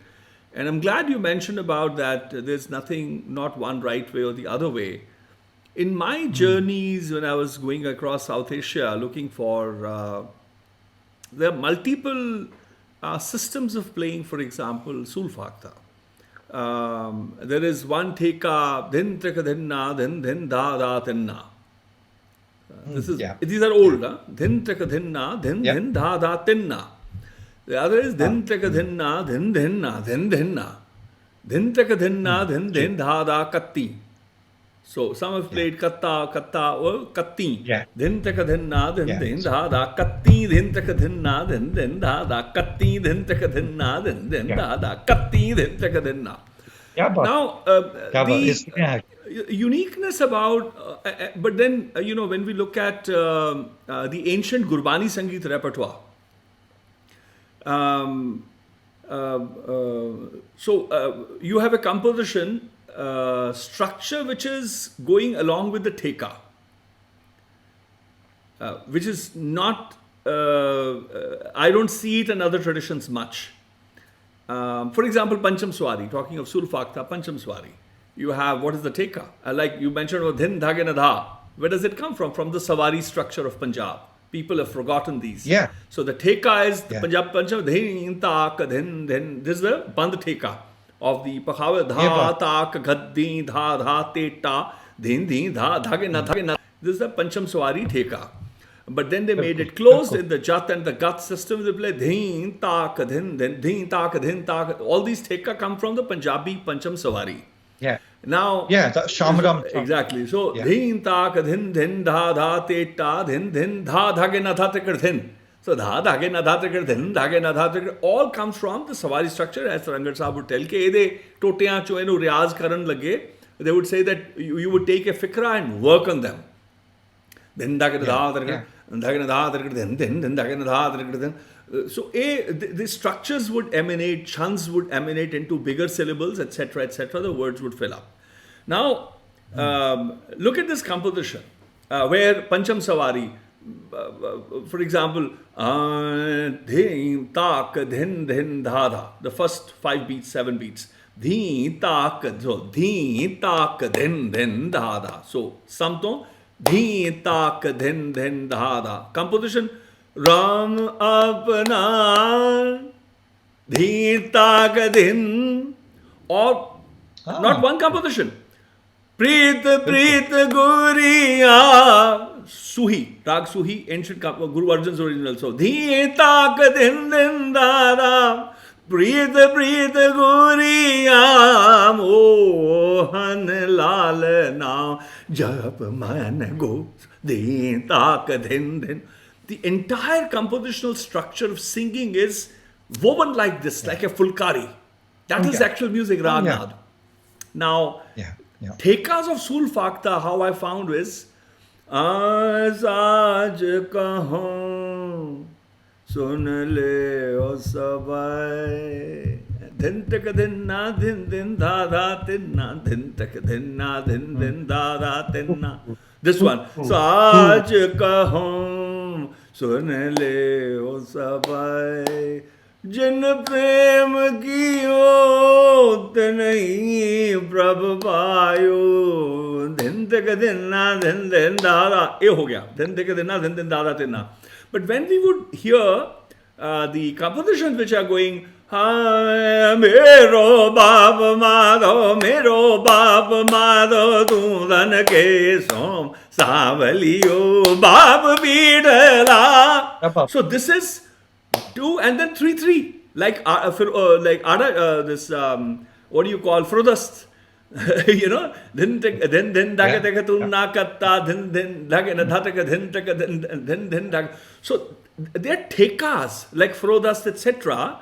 So they were singing compositions. That's the advantage that I had. Fortunately, when I analyzed me in section, I would look at it. So none of the tekas are wrong. It is that they were coming from different regions, perhaps, or within a system. Like Tintal is of so many kinds. You have Punjabi teka. Both are Punjabi. People have forgotten. Teen Tal is a Punjabi structure. It is called Vaddi te Choti Teen Tal. So it is not just the Teen Tal.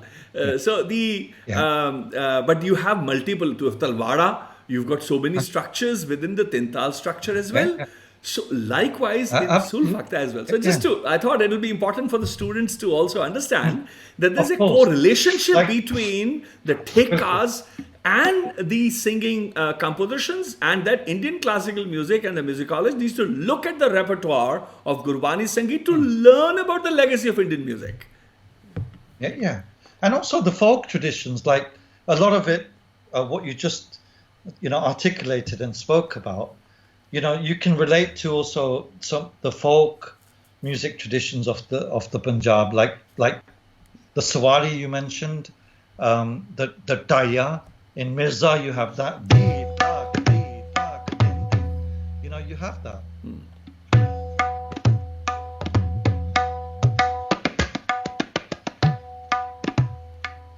All of those. Deen tak din dina kit tak tak tit deen tak din ta ek gal ਹੈਗੀ ਔਰ ਦੂਸਰੀ ਗੱਲ ਵੀਰ ਜੀ ਦੇਖੋ ਪਹਿਲਾਂ ਅਸੀਂ ਜ਼ਿਕਰ ਕੀਤਾ ਸੀਗਾ ਕਿ ਪੰਜਾਬ ਵਿੱਚ ਪੇਸ਼ਕਾਰ ਨਹੀਂ ਹੈ ਔਰ ਵੱਜਦਾ ਨਹੀਂ ਹੈਗਾ ਟ੍ਰੈਡੀਸ਼ਨਲੀ ਲੇਕਿਨ ਕਈ ਛੰਦ ਹੈਗੇ ਜਿਹੜੇ ਸੁਣੇ ਹੈਗੇ ਜਿਸ ਤਰ੍ਹਾਂ ਉਹ ਵੀ ਸਵਾਰੀ ਦਾ ਅੰਗ ਹੈਗਾ so even they influenced peshkar actually possibly like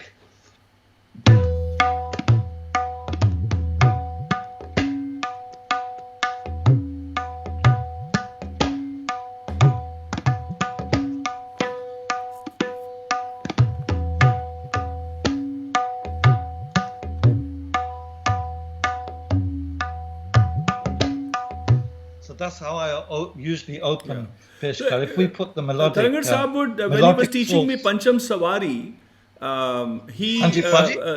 when Tarangar Sahab was teaching me Pancham Savari, he would ask to elaborate the theka. So when the dhin tak dhin din dhag dha dha dhin tak, so this was played like that. So it ventured absolutely. A very very good point you're making. That's how it was. Please let's hear you play some now. Wah wah. Let the lera thoda ucha karo.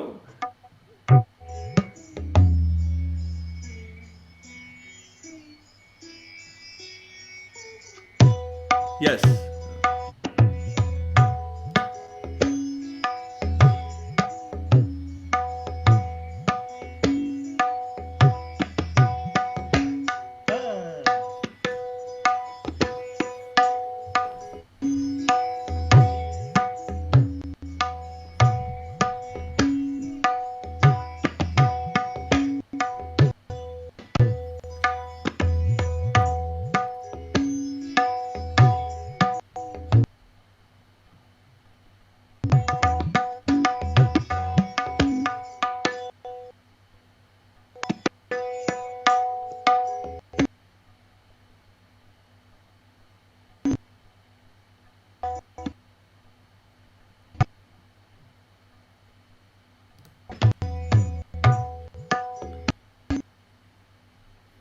I think, Talvin,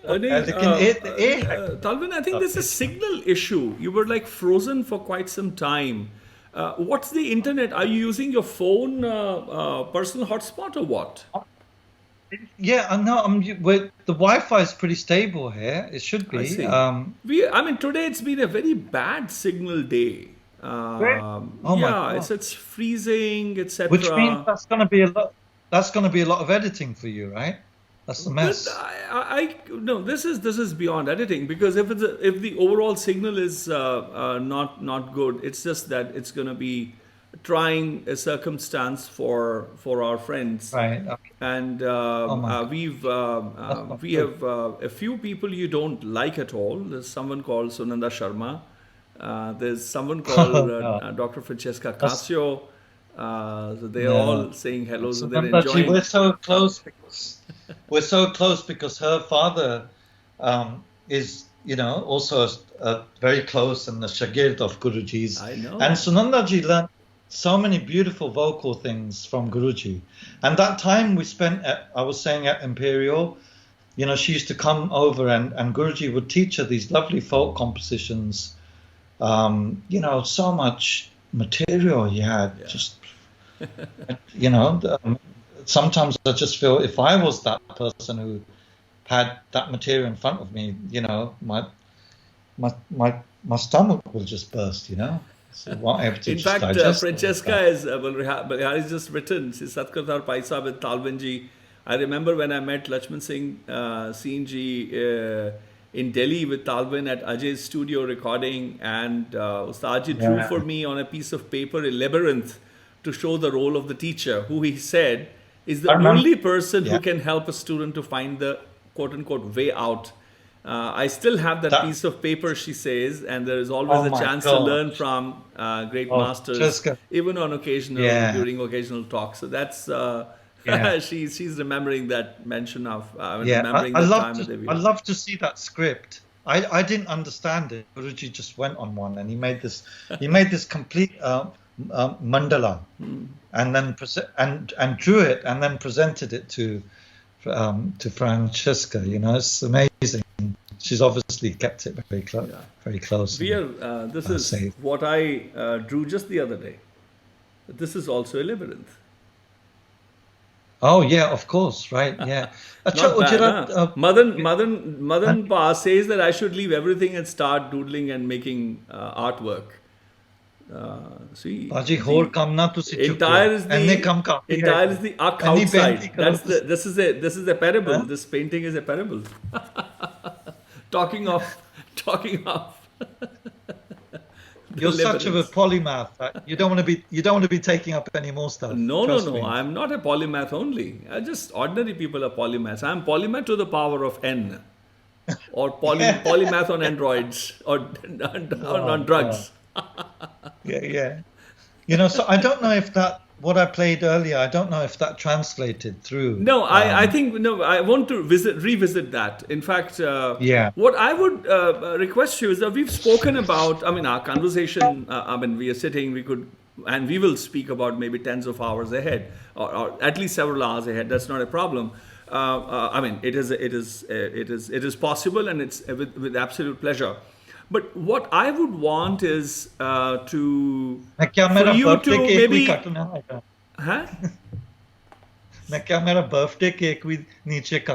No, but we won't let you cut it because we're not going to be able to, eat it. So we'll all play spoil sport today. Right. That'll be our tease. But I think it'll be very, very nice now. When you look at, there are 2-3 things which you mentioned which are very important. Which I was referring to, that the performance style and the system before, like for example, in the Amritsari Baj in the Ocean, we don't play, I don't know what is it to play Peshkar, right? No. And we don't know, but we know that where the Peshkar comes is Dhin Kradhin Ta, so Dhin Kradhin Na, Da Din Ta, Dha Kradha Ti Da. It's all Pakhavaj. Dha Kradhin Ta, Dha Din Ta. From the Theka, Dha Din Ta, Dha Din Ta, Kradha Din Ta, Dha Di Dha. All Pakhavaj is Band Kita. So we know the logic of where it comes from. So we play that. When we do the Theka Prastar, the Char Tal Da Qaida, it's written in my granduncle's diary, it's a Char Tal Da Qaida ki, it's the Vistar of Dha Da Din Ta. So it's the entire, and Ustad Harnam Singh, Jammu wale, mere Dada Guru and my predecessor because Targar Sahab was a caretaker. The pagdi came from, was passed on to me after many decades of the school almost dead. It had died. The school had died, became near extinct, and it's been revived. So the idea of ancient system of playing of drums was different, and I'm like one of those links. I don't have a link to the modern 20th century handling of the tabla and so on and so forth. You mentioned something very, very important, which is to do with how Seen Saab is thinking and addressing the needs of the modern music culture, music systems. Khayal is suddenly taking center stage. Instruments are being now played, solo. Let's go back to the late 40s and 50s and 60s. In those days, when everything was like the percussionists were now trying to catch up with the singers who were saying now I want to have 48 beats and this and that, or I want theka here, this kind of a theka I want, or instrument players are going solo. Like Pandit Ram Narayan is now saying, I'm not going to play with singing anymore, I'm going to only play solo. So whenever a new protagonist, new system, you need different kind of accompaniment, thought process, and what do they like. New Drupad even, Drupad which is sung today, they don't even know. The Pakhavajis don't have not. I am the one who, for example, shared that, okay, Sanchari is where you play Arquad.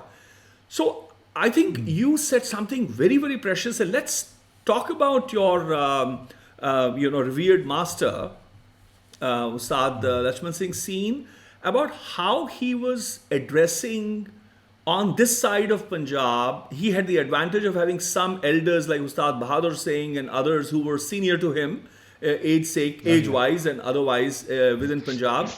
Tell us about of some of the memories that he did and how he was. When you mentioned about Pawan Kumar Verma, whom I was very close because of my Pabi, Kalsi Saab's beti, who's also my, not just my niece, also my Pabi, married to my, from the same Kudiyan wale, do pehna, vyaiyan hundiyan, my Nani and my Pabi come from the same family.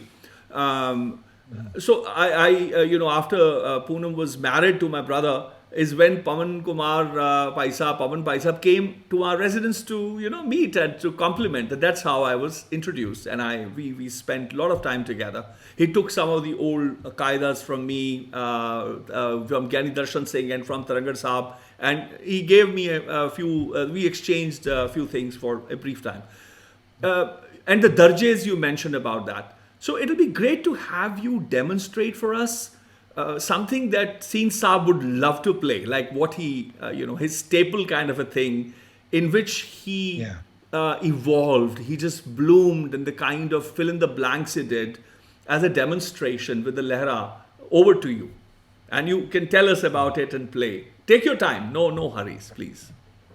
Sure.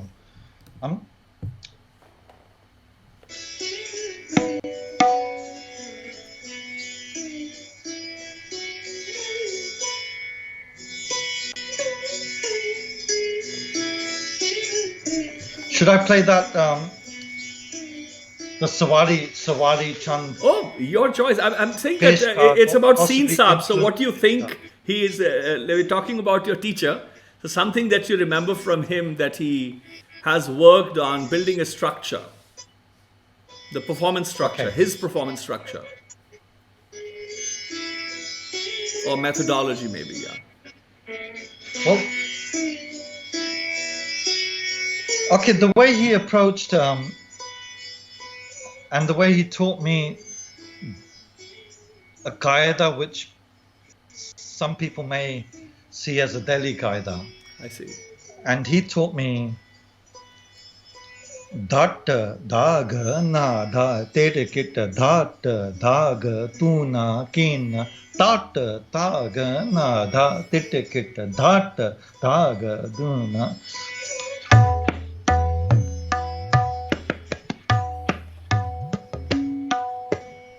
So he liked playing this, and he played like mera hatta bilkul fas gaya siga, because when he got my hand, he said I would play it like this here. He said, "Nahin, aage jaake right in the bullseye center, I want that shabad." And I was just stuck, and then I'm still working on it. So his way of playing this was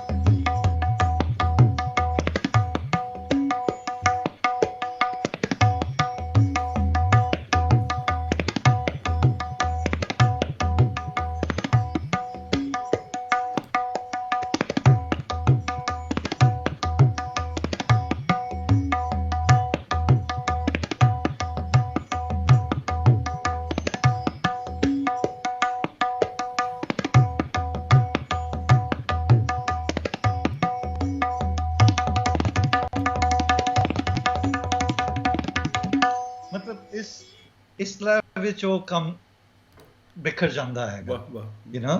So he was very particular about what should go in which tempo.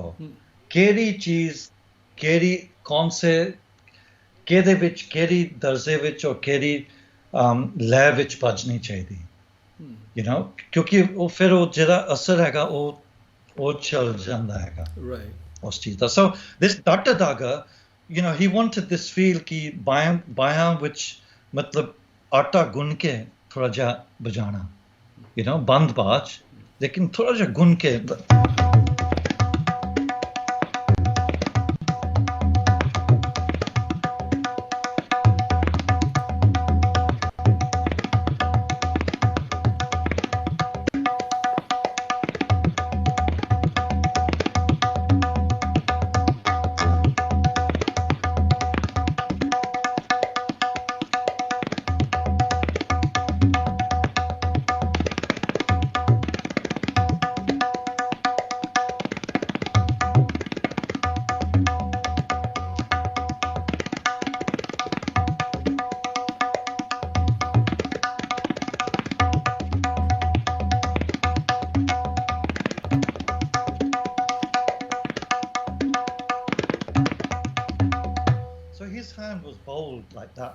And dynamics were always like pretty much, you know, they were always there.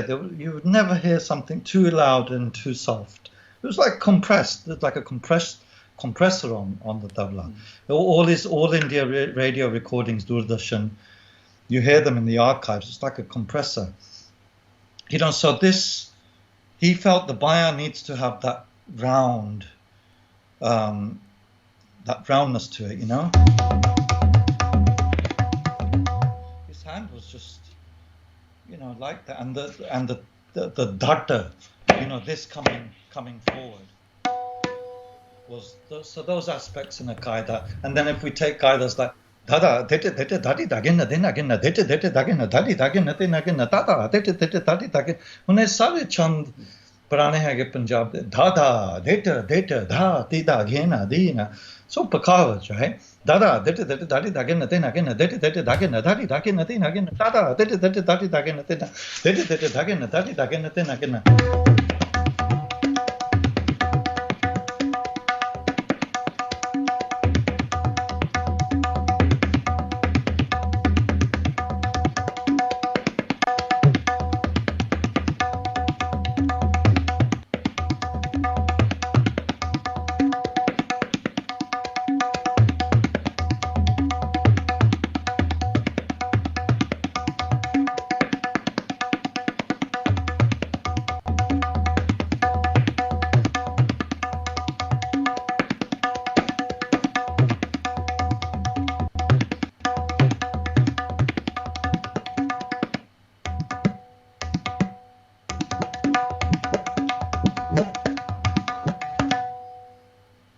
Sound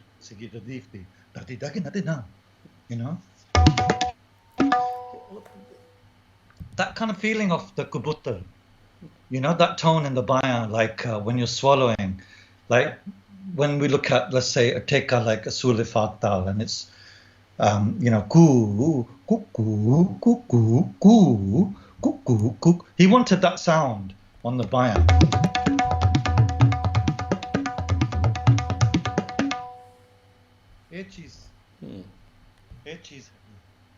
You know, that's what I felt this Guruji's thing he tried to, you know, but it's a difficult road. It's a difficult road because it's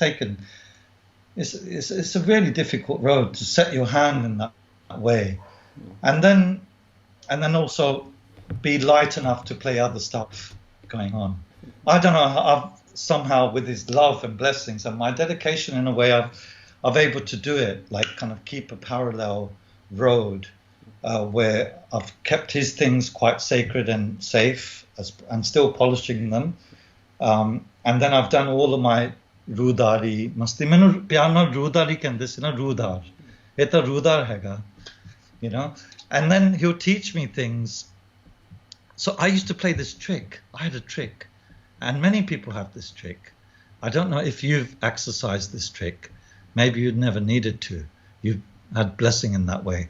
But my trick was to go and do some riyaz and then go to Guruji and play things I wanted to learn, which I don't really know.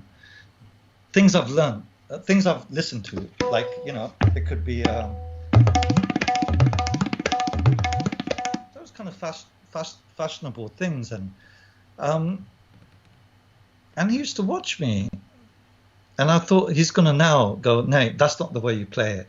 I'll show you the way it's played and the original walls.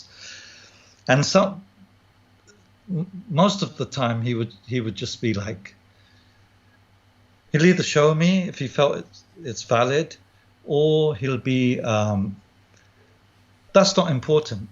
He said, I'll show you, what I'm teaching you is the fundamentals, so that you can go and create things. You can make 101 things out of one thing I'm teaching you. That's the way he's taught me. You know, so now I do find, suddenly I'm surprised. I'm like, you know, when I'm composing Ghats or Parans, new ideas, again, nothing new. It's just a guldasta of ideas collectively. But I'm surprised myself. I'm like, God, who's made me a composer? How comes I come up with stuff which is valid? It's not just out of the blue. You know, it could be something simple sometimes, which he always had value for simple things, meaningful things, you know. In lockdown which banai sigi, बहुत simple है, लेकिन ये बहुत variation है. दादा करते दा, देने करते दा, तकते दा, दा, करते देखे कि तकता में दा, तू तो कि ना ना कि तकता गिनते दा.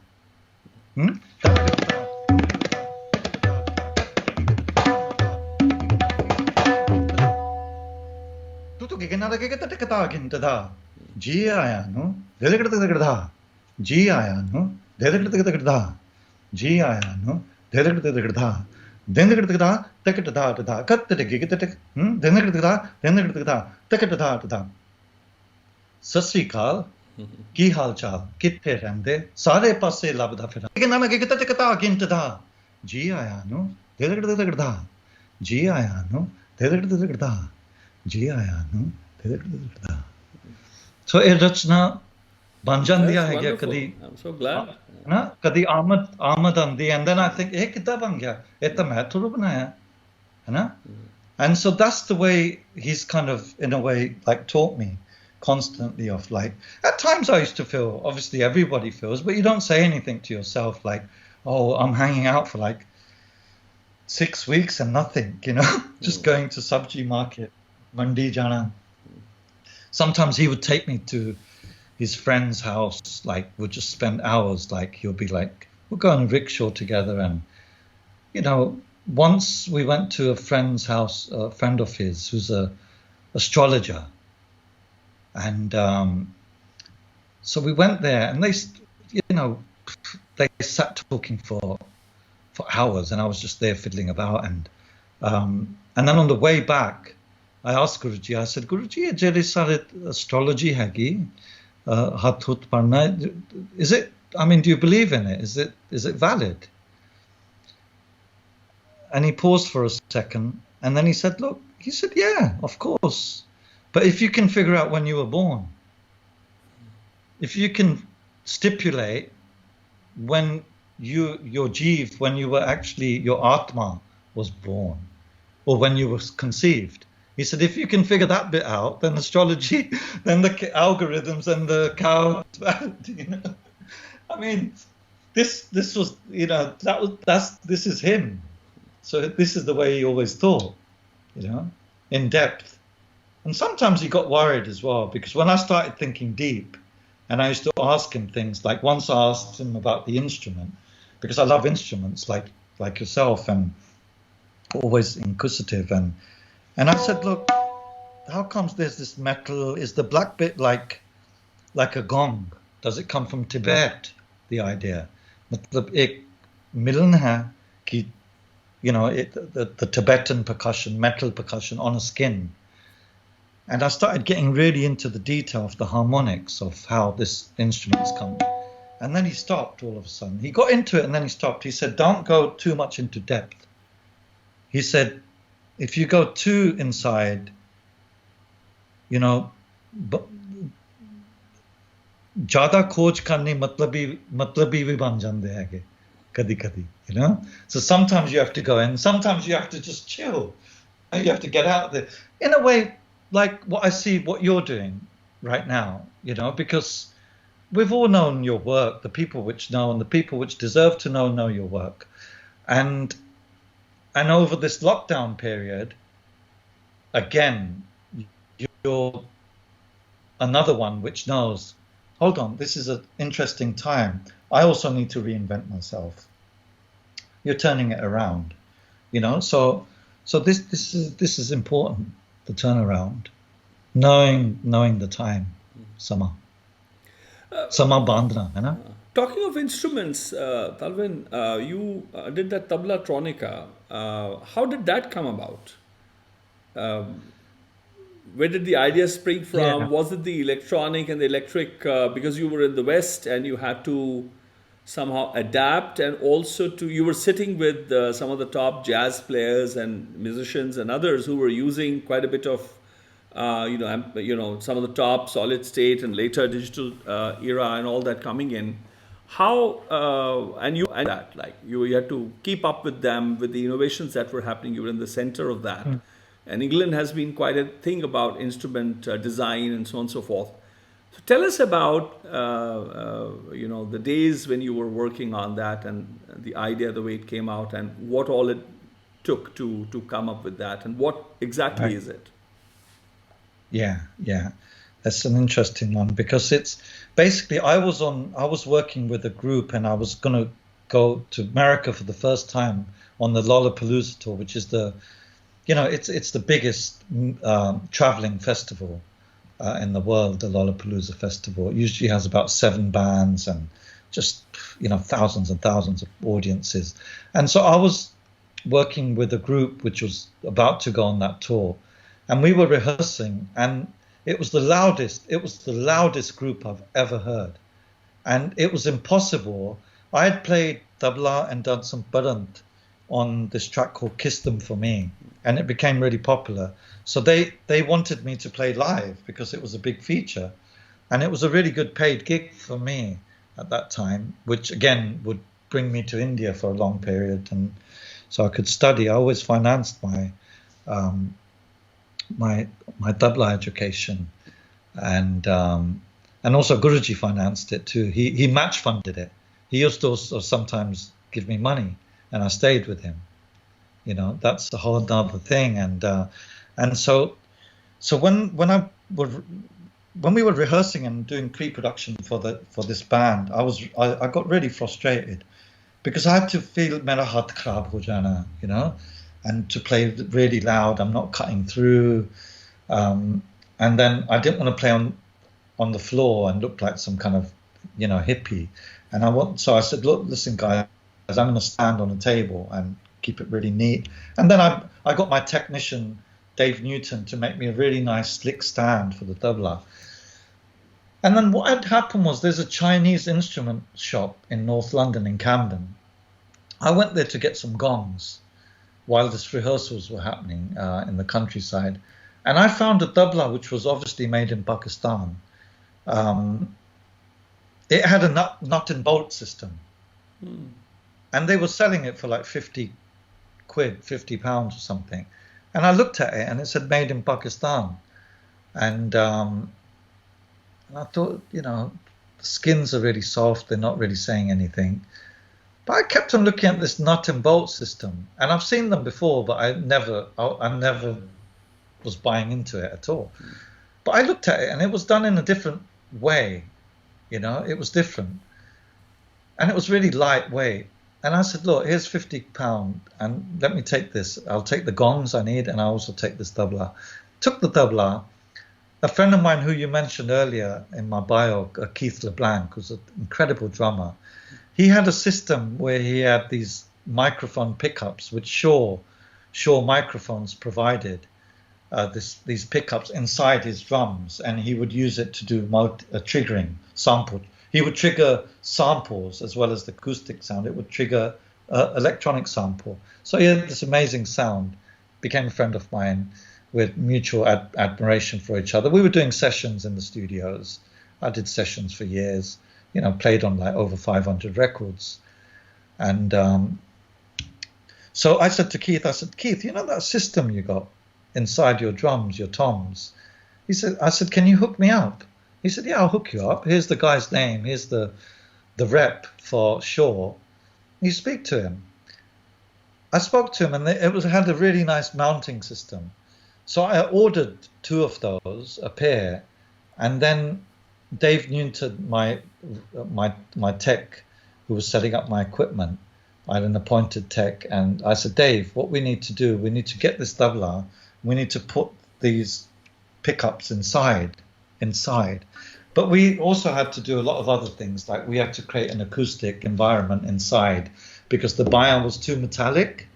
So we put some felt, we did all sorts of things, modifications.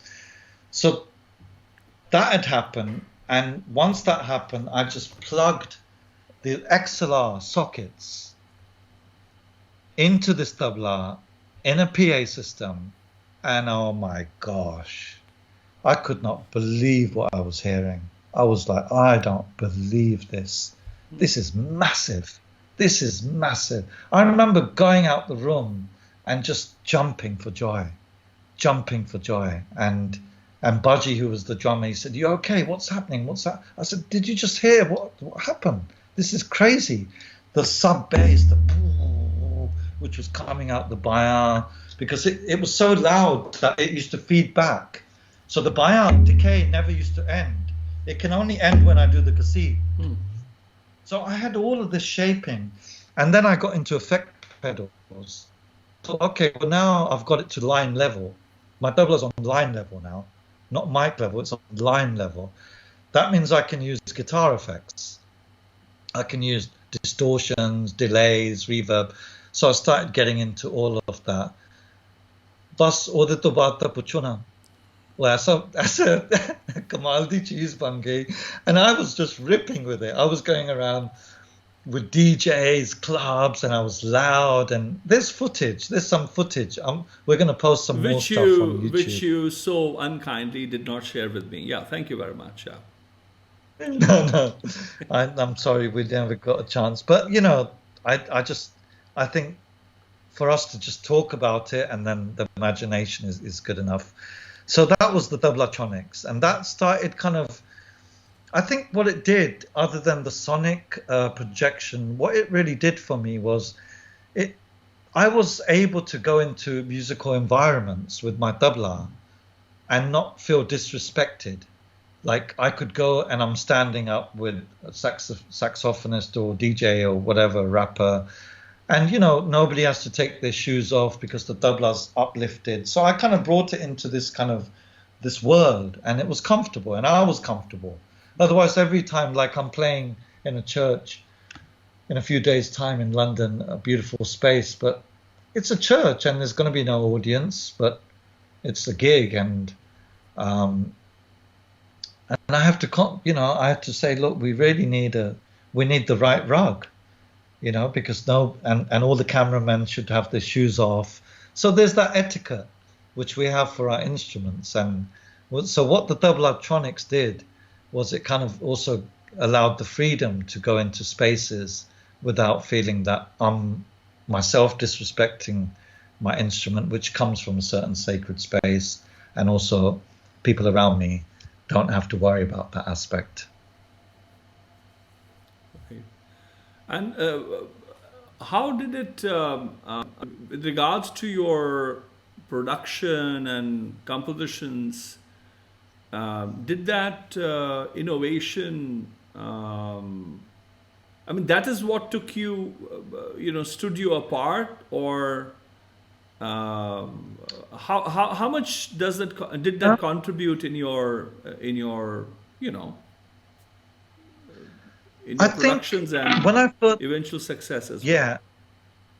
The productions and reproducing studio ideas on tabla. Because in the studio you can put so many effects, delays, reverbs, you can dress it up you can demystify the sound of the tabla and excite it in different ways. But then you can do that in the studio on a record, but then when you go out live, how are you going to represent that? That's impossible. So what it allowed me to do is to represent the studio ideas the way I was mixing and dubbing the tabla sound. I could then do that live. So that's I suppose what it did.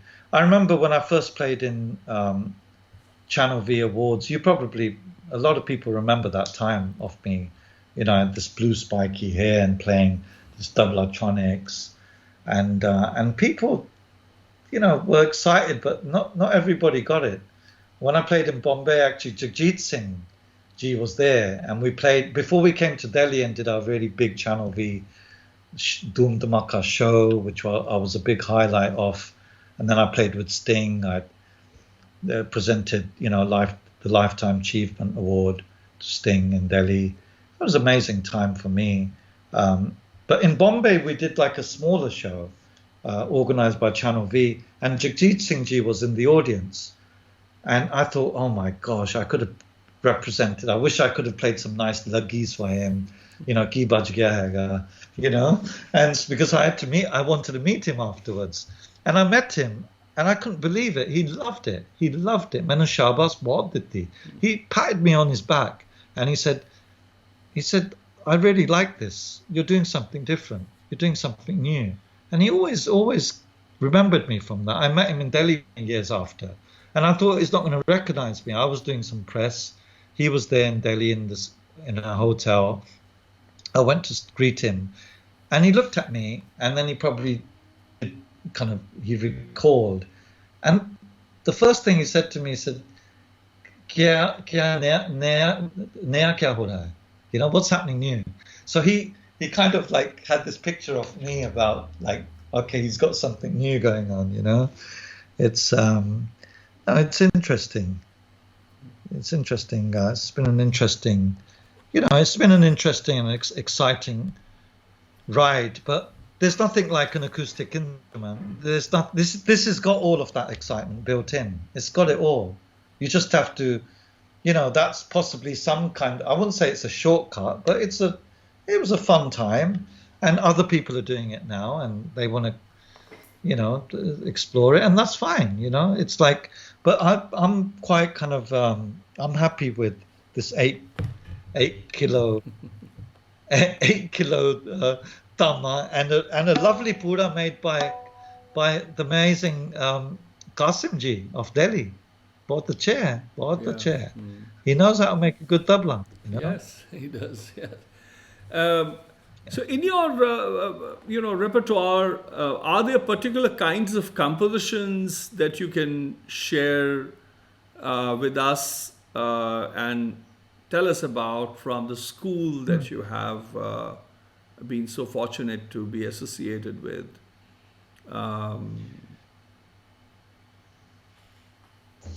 Yeah, I think I suppose. Yeah, sometimes there is a point where things, like I said, they just, I think compositions, like a lot of people refer composition, especially in the melodic framework, to Ahmad, Jab Ahmad Aegi, and when it happens, you know. So it is like that, I suppose, with tabla. There was something which happened recently, which I thought was quite interesting, in terms of the pattern, and in terms of the nikas. And I had to bring some kind of validity to it because I thought, well, can I say this is a qaida? And what makes me not say it's a qaida? I had to kind of think about that.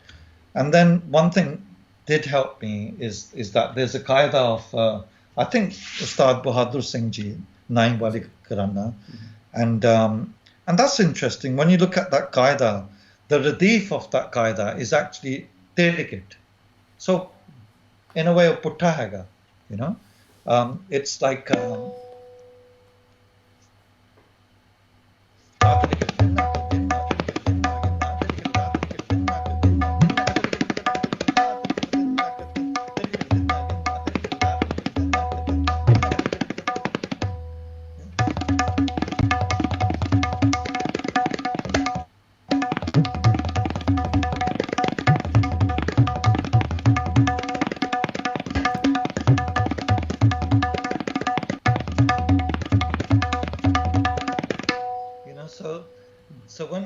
was like, no, qaida doesn't necessarily have to be dati daginatina, dati dagitina kina as a radif. That's not compulsory. Radif is compulsory, but the radif can be whatever balls you actually want. It could be band. So I had come up with this chalan.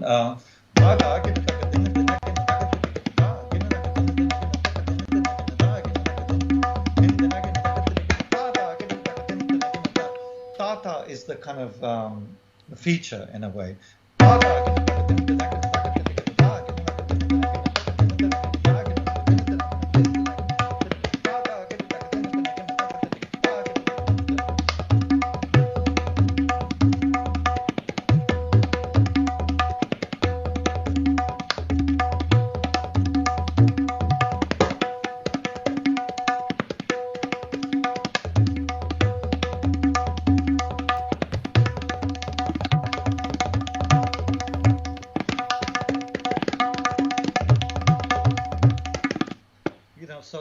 Which mushkil hai. Lekin so the the kind of idea was so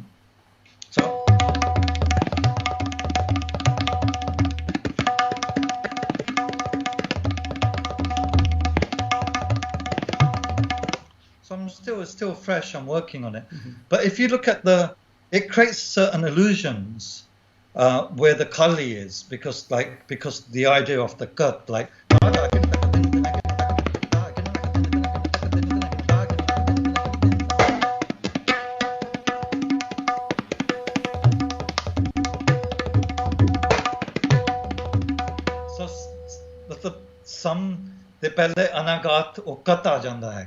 So it creates this kind of interesting kind of illusion, you know.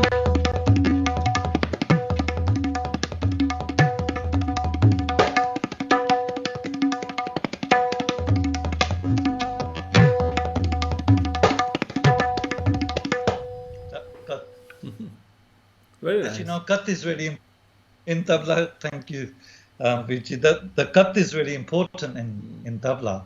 All of those, and Guruji used to say cut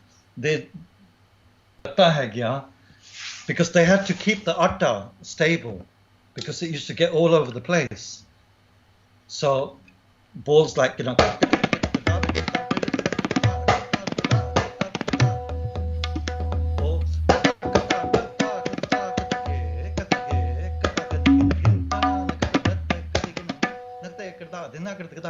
so all of those, you know, balls were to kind of also stabilize the spot of the atta. As you know, the cut was really important, and even simple ones like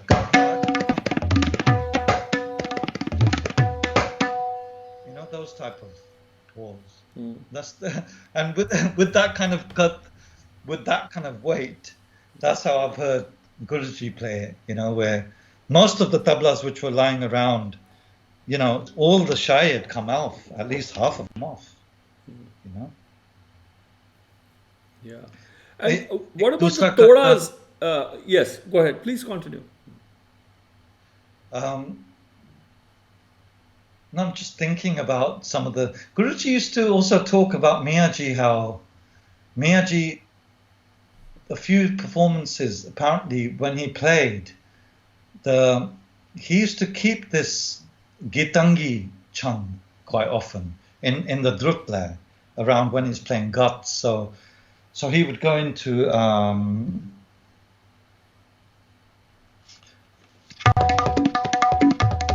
this.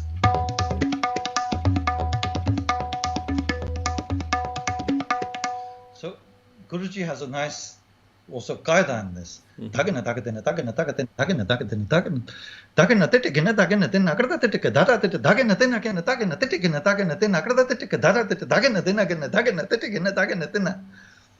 You don't really hear so much a qaida played in this, you know.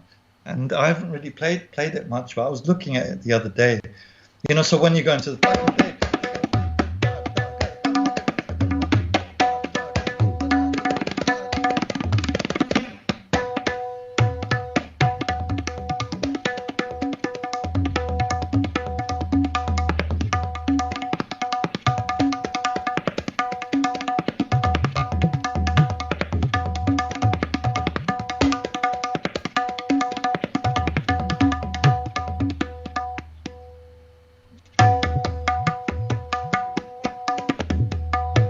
apparently when Miyaji used to play this ghat, everyone used to forget that it's actually he's playing tintal.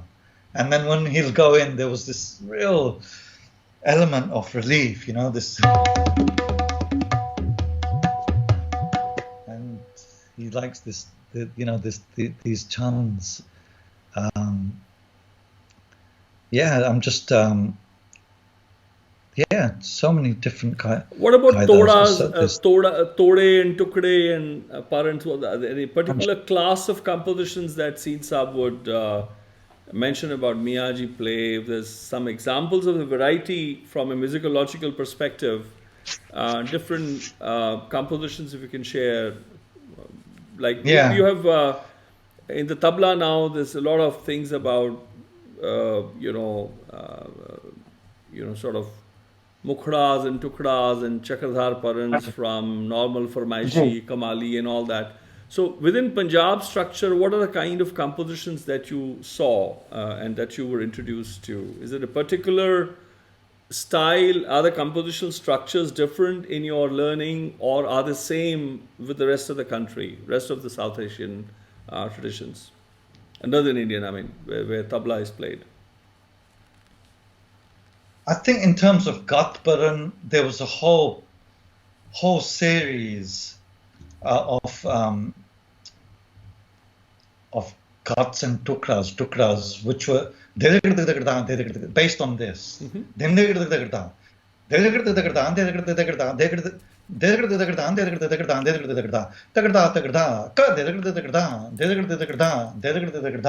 From this, it went to so many series.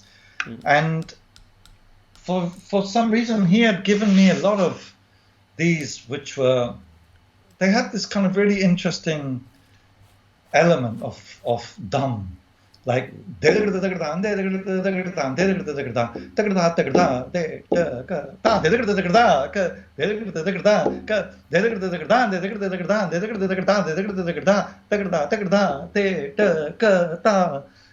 lot of these he gave me.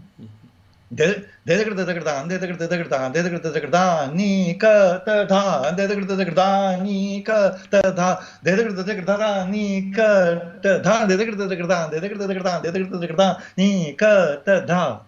chakradar, and but the emphasis were very much on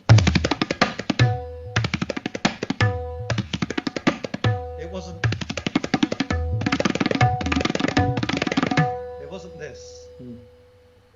He wanted to hear that cobra, that slap, He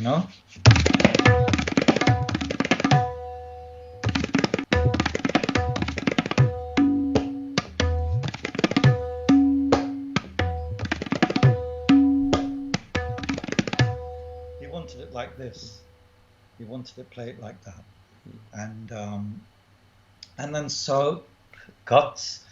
I mean, there's some which are very, very close in terms of, analyzing them, like you had mentioned earlier about tekas, about how melody was kind of, I suppose, used to dress for the shringar of the teka. So compositions will be made as a shringar on the tekas. So in that way, also when we see some ghats, at least, of the Punjab, sometimes I felt that if we look at these ghats, we can actually sing those ghats. That you could sing them in a drupad. Ang. Like ghats like Dana ta dena ta kit de kid dhan dhan der kid taken da dena kid ta tak, and then so because they've got that decay, they could be sung. So could you imagine what happens when it's played on the tabla on a high speed, and what kind of sparks, of notes you're going to get, decays, because it's going to open and close. Like.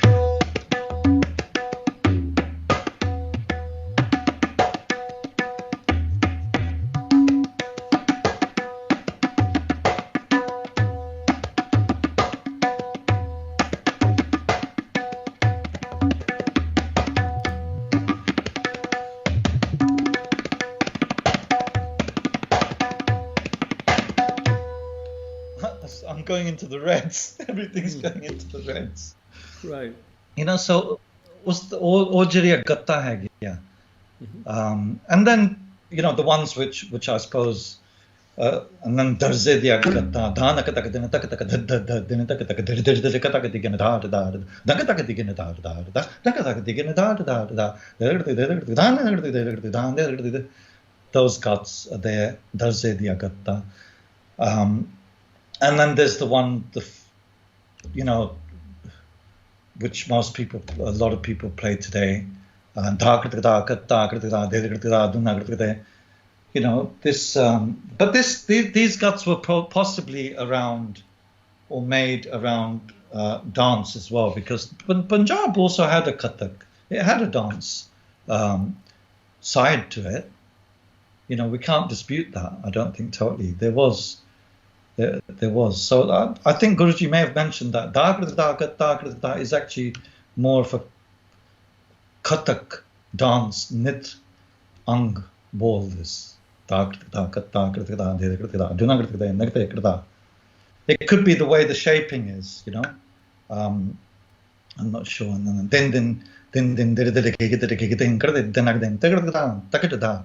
All of those, you know. So bandisha to just don't get a chance to play them so much. But now, you know, I'm going to start kind of playing a little bit more solo and try to present some of the things, you know, which I've been kind of, polishing in a way over the years. Is your pocket on the right side or on the left side? Pocket? Do you have a pocket in this? What you're wearing? In Nazrana waste? No. I think you're holding your miser mood today. You're being such a miser. No, I've got some cash. No. I'll tell you miser really, in the sense that, no. you know, but you play that Lamchad Paran. I want you to play that, you know, one of your favorites. Yeah. I'm just trying to coax you out. Coax that you play and share some stuff. I see. I was like that. Yeah. I got you. Know, I think it's good when you have a lera. You know, I'm not really a big fan of. No, please enjoy. You can play it. I mean, it's fine. It's not unpleasant to hear. Yeah, I mean, I'm not a very big fan of these leras myself. You can play without them. That's why. No, just play them. I mean, we don't need. That's why sometimes. Yeah. Just play freely. Yeah, absolutely.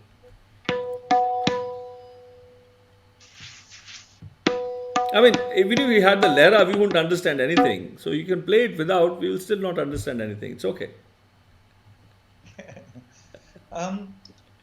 One thing is like around guts and tukras and parans, Guruji never really played tekka. He never played tekka in his recordings. When the guts and tukras were presented, his style, he from long ago, he would never play tekka. Like...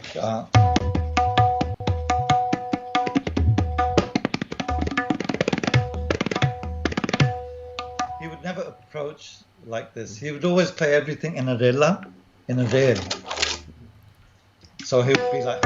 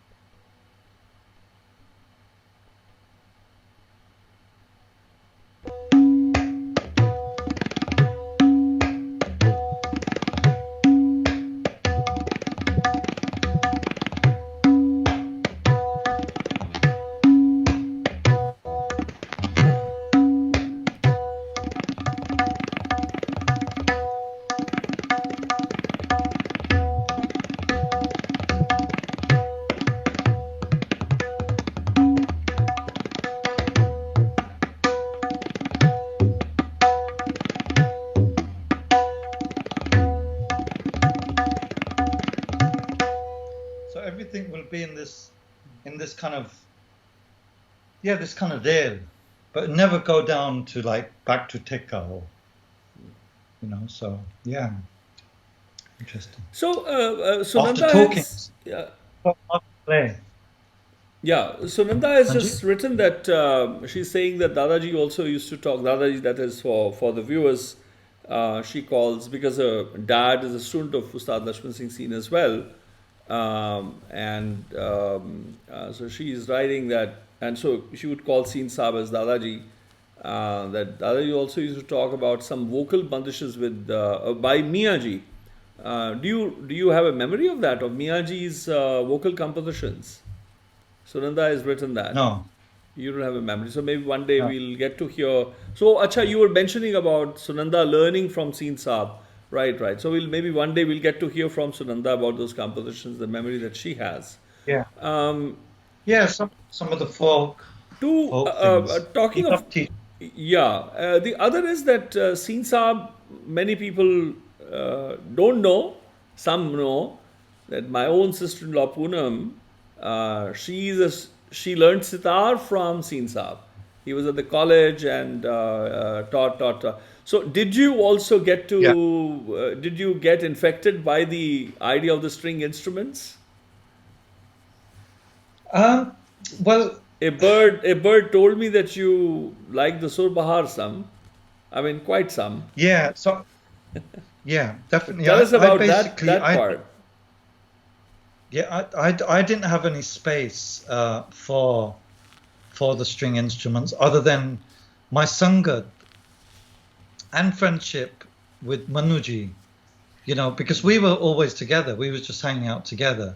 In fact, it was me who first played in Ustad Shahidji's recording, Shahid Parvezji's recording, and I used to bring these cassettes, get really excited, and we used to listen to them late at night, and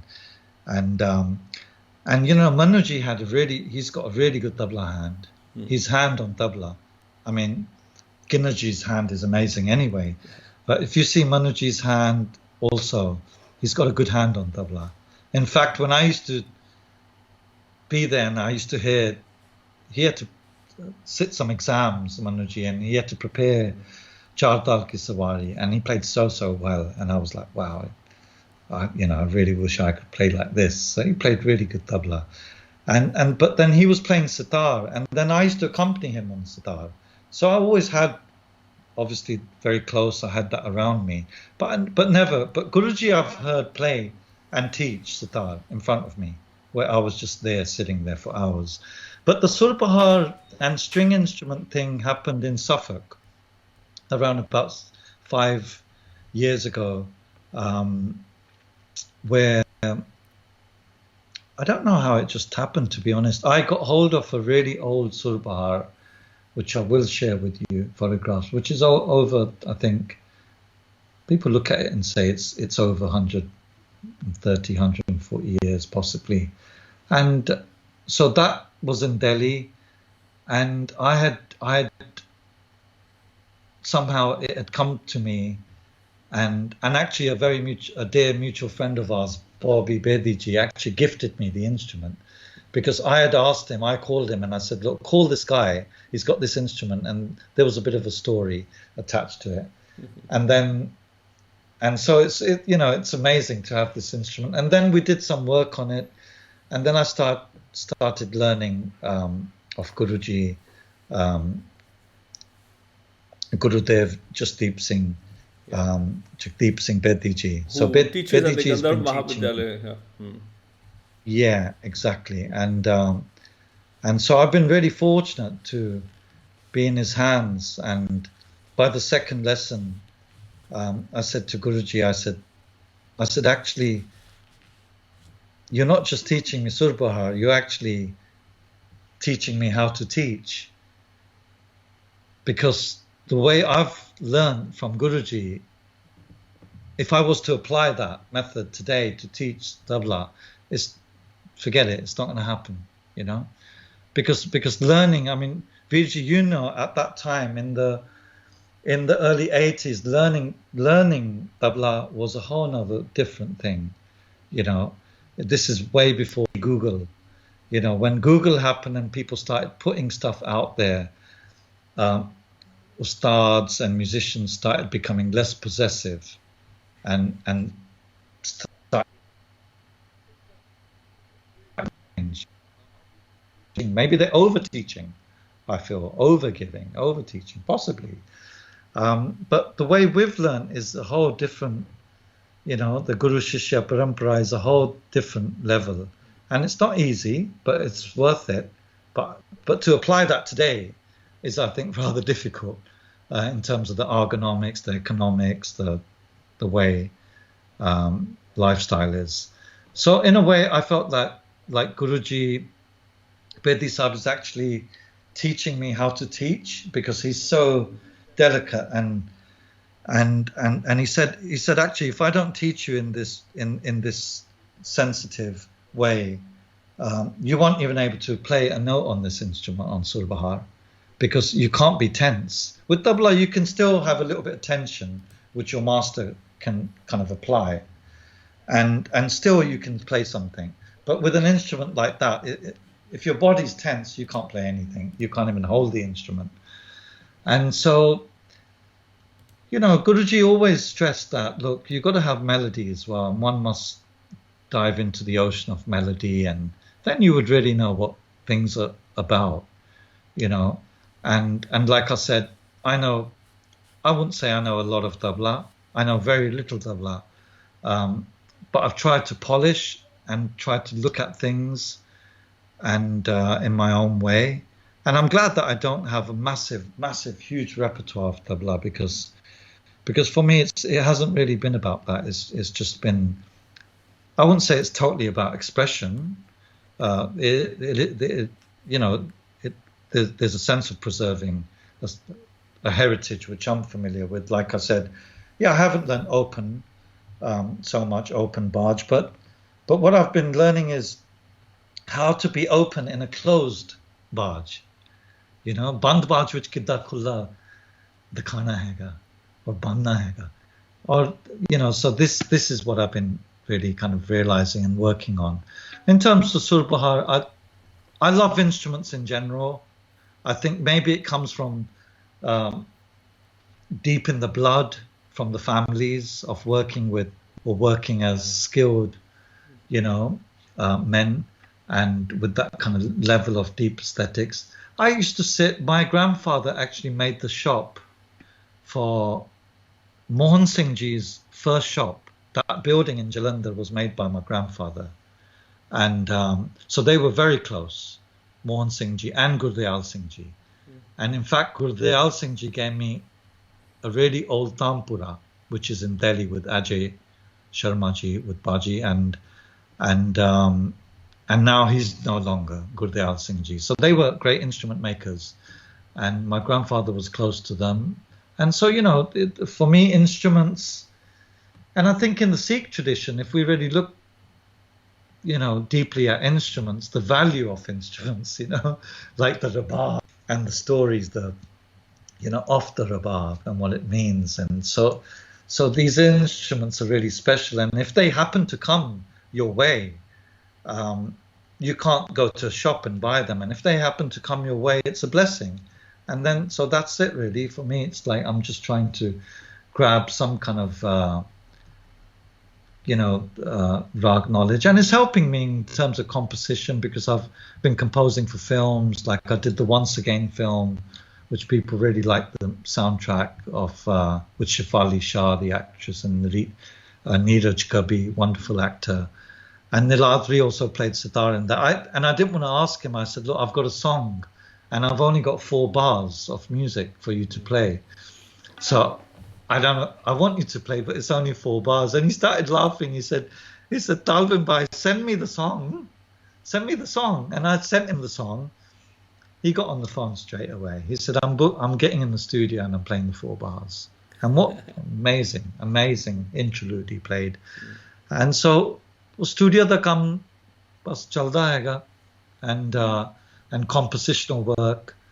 I mean, harmonium's not there. I need the saath of harmonium because I'm not that confident of a singer, but I would have loved to share some of my compositions, whether it's ghazal or whether Sujit Patra ji di unna di ek do tarze banai hai kya, ਉਹਨਾਂ ਦੀ But ਪਹੁੰਚ we'll ਤੇ come to the singing ਬਹੁਤ ਪਸੰਦ part. We'll come there.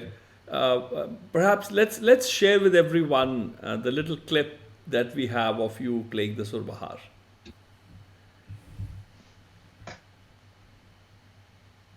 You think it's time? Shall we share that? yeah I want to do yeah that. yeah yeah Let's have a look. And you playing Kalyan in this? Yeah. Let's have a look. yeah played yeah. As they say, Yaman.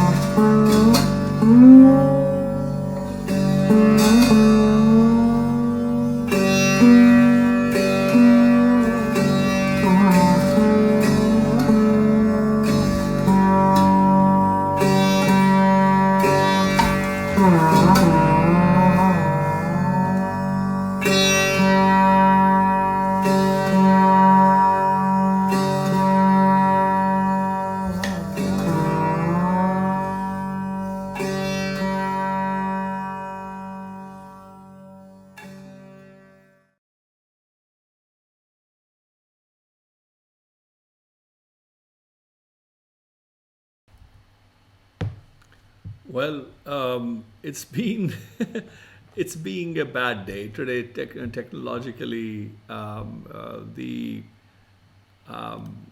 entire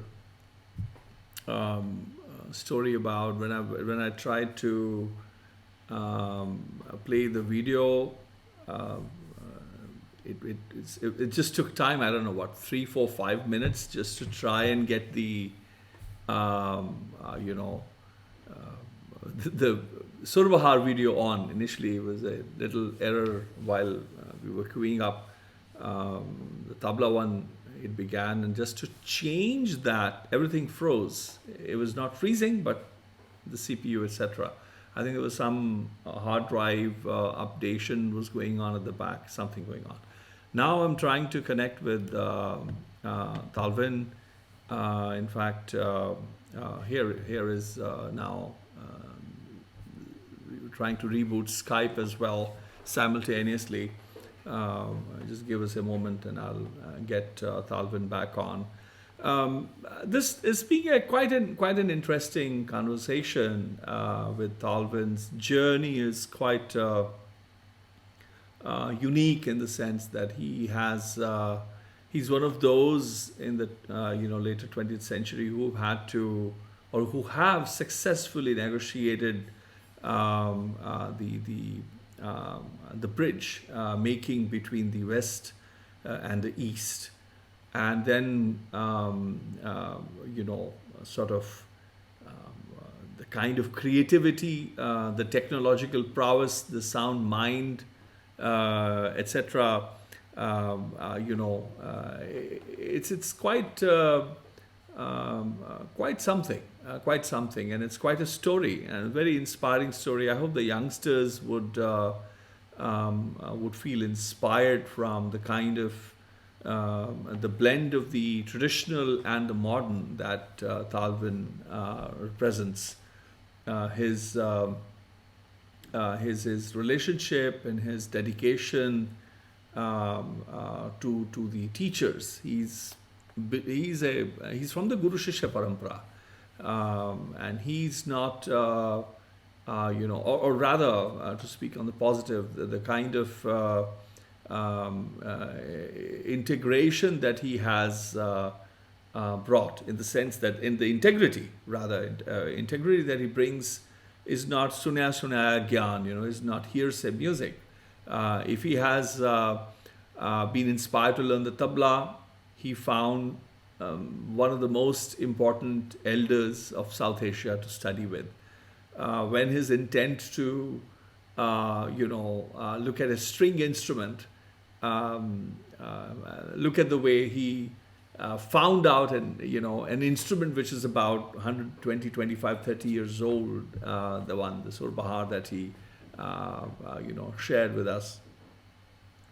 But then to learn that, he already had an upgrade. When he was playing the tabla, his mention of Manu Seen and Kinnar Seen, the way they were also eclectic. They would take turns about playing tabla and sitar, and so on and so forth. And then to have to be acquainted with the sitar, but then studying with Jagdeep Singh Bedi, the maestro who teaches at the Gandharv Mahavidyalaya. Look at that. I mean, then utilizing all of the learning from the rag, the tal structures, the understanding of the poetry, and then to the lyrics, that is to be as folk music to classical. The exposure that he has had to play with some of the most important protagonists of Indian classical music. And then he brings all of that, synthesizes into film, the scores that he has written for music, be it, for film music or other productions that he has done. So that, I think, is quite something, something, and for which he has been duly honored. And let me, I'm asking him to call me on Skype. software has taken ages to restart. So I think it's a story which can inspire the youngsters to learn the tradition honestly, with integrity, with precision, and then to have to understand technology by actually not just flirting with it or having a sort of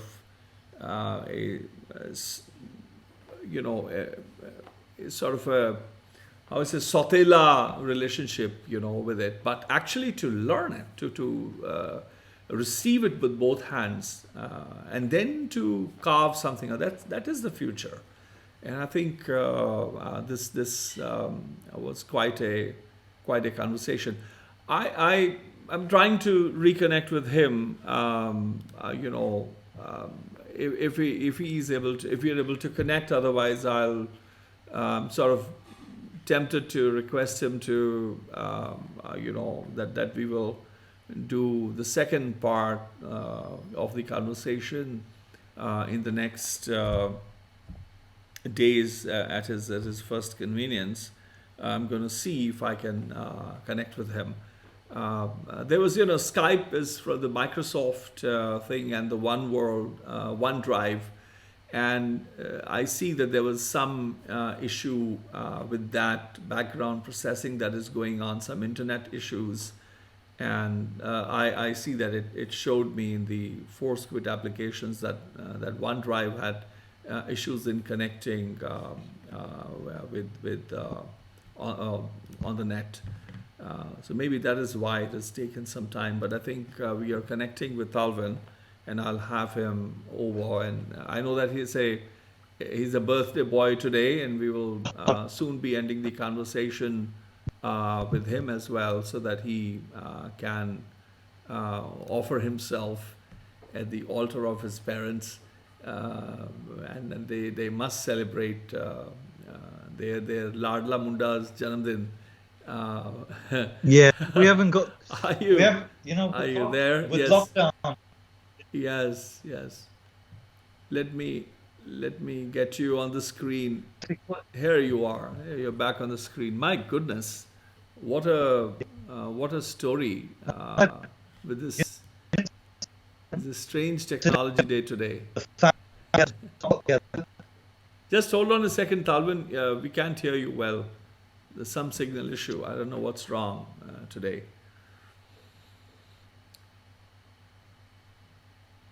Let's see. Can you hear me actually?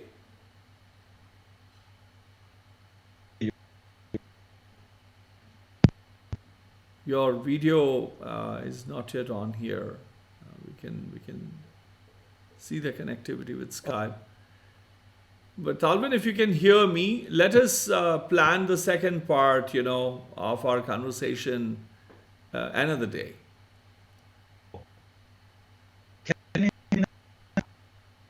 Is that okay?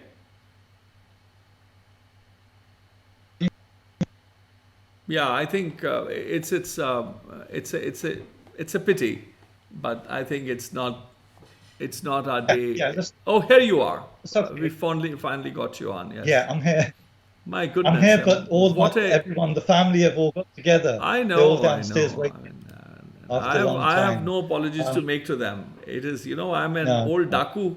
ਡਾਕਾ ਪਾਇਆ ਤੇ ਹੁਣ ਉਹ ਕਹਿੰਦੇ ਮਾਂ ਪਿਓ ਨੂੰ ਕਹੋ ਕਿ ਡਾਕਾ ਪੈ ਗਿਆ ਭਾਈ ਸਾਹਿਬ ਜਿਹੜੇ ਨੇ ਯੋਧੇ ਲੋਕ ਨੇ ਪੁਰਾਣੇ ਇਹ ਡਾਕਾ ਪਾਉਂਦੇ ਨੇ ਦੱਸ ਕੇ ਪਾਉਂਦੇ ਨੇ. So it has been it was a pleasure, Talvin. It's a pity today. It's a strange technologically there's some issues going on, and there is some Microsoft issue, like you had Microsoft issue in connecting with Skype. But also on my side, it is saying OneDrive, Microsoft's OneDrive background processing is not working. And that was why it took me 15 minutes to reconnect, to restart Skype on my computer. Today is 181st or second Baiṭhak. It has never happened like this before. It is something very strange today. But Right. thank you for taking time out. We all enjoyed, in the end, the Sur Bahar. It took me, what, 4 or 5 minutes to get the video running. You were like frozen with the tabla on the screen. Oh God. But that was quite a. I wish you had played, a bit more in the sense of compositions and the Jod Jhala, but it was a beautiful introduction, and you've got a very fine hand. I'm so glad to hear that you've had a chance to work with Jagdeep Bedi. Oh, the Bedi Sahab Guruji is so amazing, and also he's also been guiding me with like compositional work as well. He's really good at orchestrating ensembles, which it's just such of a blessing to have that level of guidance. And but thank you, Vijay. Thank you so much. What a great pleasure. What a great pleasure, and I wish you all the best for this incredible line of series of work. Where it's kind of like I said earlier, it's so amazing because you're documenting, this not only profiles but a particular time and a school of thought in this kind of time of reinventions and lockdown, and so it's amazing. It's amazing what you're doing, and don't forget the music. Like I said, you're a polymath, and people don't realize how difficult it is to kind of manage your time when you're so kind of diverse in your work and your interests. But I really do appreciate that, and thanks for having me on. And anyway, we'll connect soon. Yeah. There's I don't know. Let me talking of. And I thank everybody. All the people which have made an effort. I know a few people have been calling and saying, "Oh, we're online and what's happening," and so thank you everybody for joining us today. I was looking at. Your poetry, Tere Li Main translated Maria Grazia Calandrone's, it's not translations, I call it poetic transcreations. I call it Kavya Alap. It's a new genre that I started many years ago. Okay. ਤੇ ਮੈਂ ਤੈਨੂੰ ਸੁਣਾ ਰਿਹਾ ਜ਼ਿੰਦਗੀ ਬਾਰੇ ਹੈਗੀ ਹੈ. It's Maria Grazia Calandrone's work. I have just done a Punjabi work on that. Right. So it's more than a translation. It is something other than a translation for those. But I'm not going to be translating it into English or French or Italian. I'm just going to read Punjabi for the birthday boy. Absolutely. And it talks of Zindagi. It says, Jagmag hai Zindagi, Jagmag kivang Zindagi.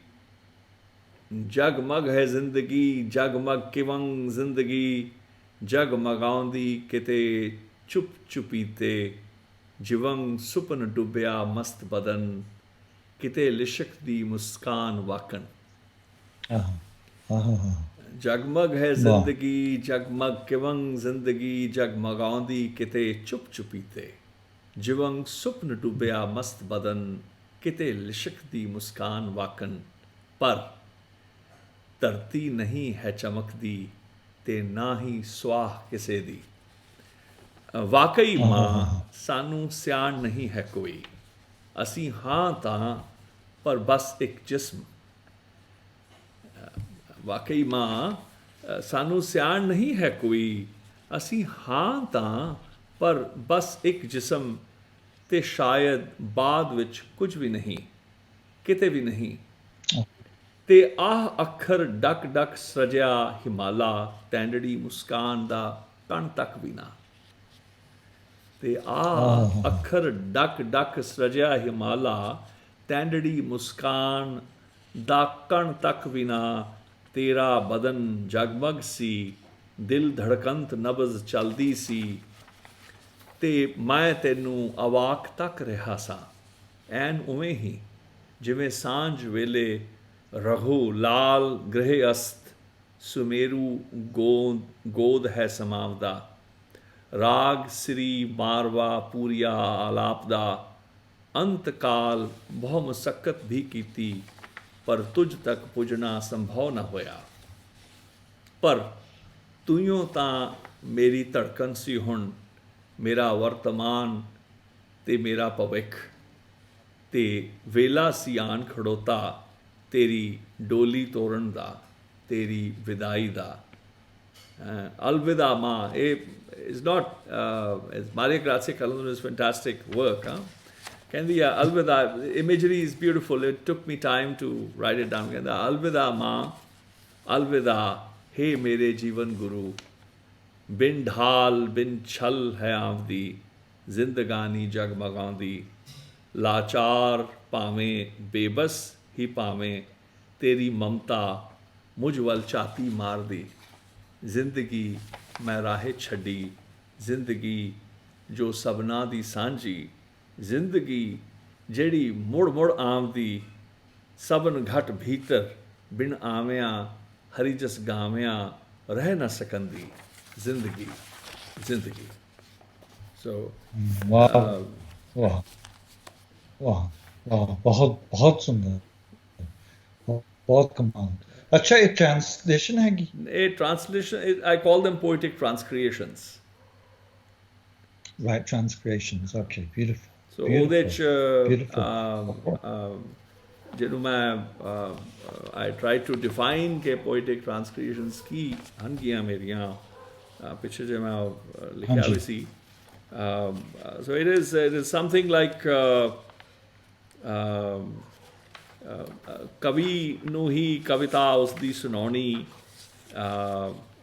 you know ਪਰ ਆਪਣੀ ਜ਼ੁਬਾਨੀ ਮੈਂ ਉਹਨੂੰ ਲਿਖਦਾ so I wrote the other day the definition of ਕੀ ਹੈਗਾ ਕਿ ਮੈਂ ਹਾਂ ਕਾਵਿ ਅਲਾਪੀਆ ਮੈਂ ਕਾਵ ਦਾ ਅਲਾਪੀਆ ਮੈਂ ਹਾਂ ਕਾਵ ਅਲਾਪੀਆ ਕਵੀਆਂ ਨੂੰ ਕਵੀਆਂ ਦੀ ਕਵਿਤਾ ਸੁਣਾਵਦਾ ਪਰ ਆਪਣੀ ਜ਼ੁਬਾਨੀ ਆਪਣੀ ਕਹਾਣੀ ਆਪਣੀ ਮਨਮਾਨੀ ਜੋ ਆਪ ਪਛਾਨੀ ਬਹੁਤ ਸਿਆਣੀ ਨਿਰਮਲ ਮਨਮਾਨੀ ਬੇਮਾਨੀ ਬਾਮਾਨੀ ਮਸਤ Mastani so wow wow Gio बहुत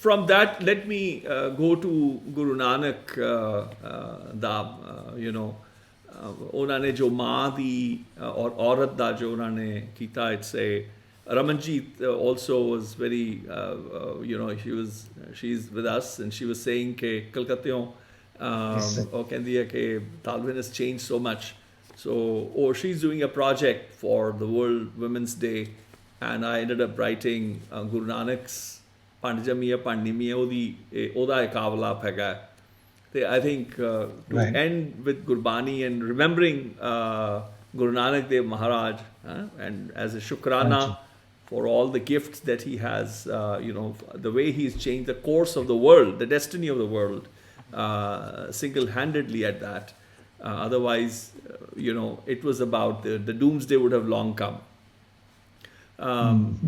ਉਹਦਾ ਇਹ ਕਾਵਲਾਪ ਹੈ ਕਿ ਮੈਂ ਹੀ ਜ਼ਿੰਦਗੀ ਹਾਂ ਧੀ ਵੀ ਪਰ ਆਪ ਦੀ ਮਾਂ ਦੀ ਬੇਟੀ ਵੀ ਆਪਣੇ ਪਿਤਾ ਦੀ ਭੈਣ ਭਰਾਵਾਂ ਦੀ ਯਾਰ ਮਾਹੀ ਦੀ ਸੁਹਾਗਣ ਸੁਹਾਗ ਦੀ ਤੇ ਫਿਰ ਮਾਂ ਵੀ ਮੇਰੇ ਪ੍ਰੇਮ ਦਾ ਲਿਹਾਜ਼ ਦਾ ਮੇਰੀ ਹਲੀਮੀ ਦਾ ਦਇਆ ਦਾ ਮੇਰੇ ਗੁਨਾਹਾਂ ਨੂੰ ਖਿਮਾ ਕਰ ਦੇਣ ਦੇ ਬਲ ਦਾ ਨਾਜਾਇਜ਼ ਫਾਇਦਾ ਹੀ ਉਠਾਇਆ ਭਾਵੇਂ ਜਦ ਮੈਂ ਪਾਰਵਤੀ ਸਾਂ ਜਾਂ ਸੀਤਾ ਸਰਸਵਤੀ ਦੁਰਗਾ ਤੇ ਚੰਡਿਕਾ ਦ੍ਰੌਪਦੀ ਕੈਕਈ ਹੋਲਿਕਾ ਸਰੂਪਨਖਾ ਫਾਤਿਮਾ ਰਾਬੀਆ ਸੁਲੱਖਣੀ ਧਰਤੀ ਭਾਰਤ ਮਾਤਾ ਵੀ ਹੁਣ ਬਸ ਬਹੁਤ ਹੋ ਲਿਆ ਆਪਣੇ ਮੂੰਹੋਂ ਆਪਣੇ ਬੋਲਾਂ ਦ੍ਰਿਸ਼ਟ ਕੂਟਾਂਤਕੀ ਤੇ ਹੇ ਮਰਦ ਤੈਨੂੰ ਸਿਆਣ ਕਰਵਾਵਾਂ ਕਿ ਤੂੰ ਮੁਝ ਤੋਂ ਹੈ ਹੇ ਮਰਦ ਤੈਨੂੰ ਸਿਆਣ ਕਰਾਵਾਂ ਕਿ ਤੂੰ ਮੁਝ ਤੋਂ ਹੈ ਤੂੰ ਮੈਂਡੜਾ ਸੁਕਰਮ ਹੈ ਮੇਰਾ ਸੁਪੁੱਤਰ ਰਾਜਨ ਰੰਕ ਵੀ ਮੇਰਾ ਕਰਤਾ ਰੱਬ ਆਪ ਤੂੰ ਮੇਰਾ ਕੀਤਾ ਹੈ ਗੁਨਾਹ ਕਰ ਕਰ ਤੂੰ ਪਰੋਸਦਾ ਖਿਮਾ ਅਵਤਾਰ ਮੈਂ ਹੀ ਹਾਂ पर हुन मेरी तकदीर मैंडड़े हथ आसा आसां मन पंग मैंडड़े रथ. So it's about hope, aspiration, ख्वाबां दा. So तैनू जन्मदिन Yeah. मुबारक होवे मुंडिया.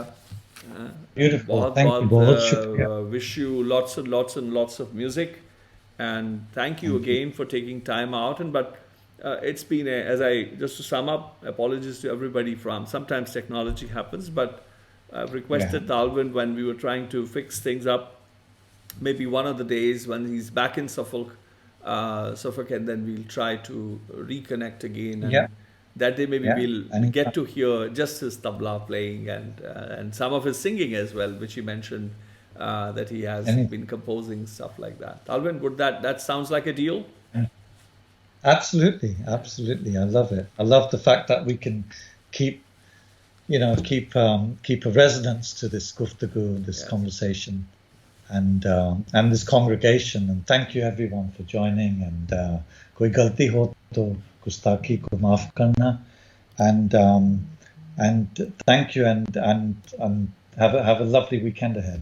Thank you very much. It's been an absolute pleasure, and thank you for taking time out. Yeah, Satkat. Always. Yeah. Okay. Okay, ji Satkat. So friends, that was my conversation with Maestro Talvin Singh, and just now to share with you that tomorrow I'll be in conversation with Dr. Madan Gopal Singh, and then momentarily I'll share with you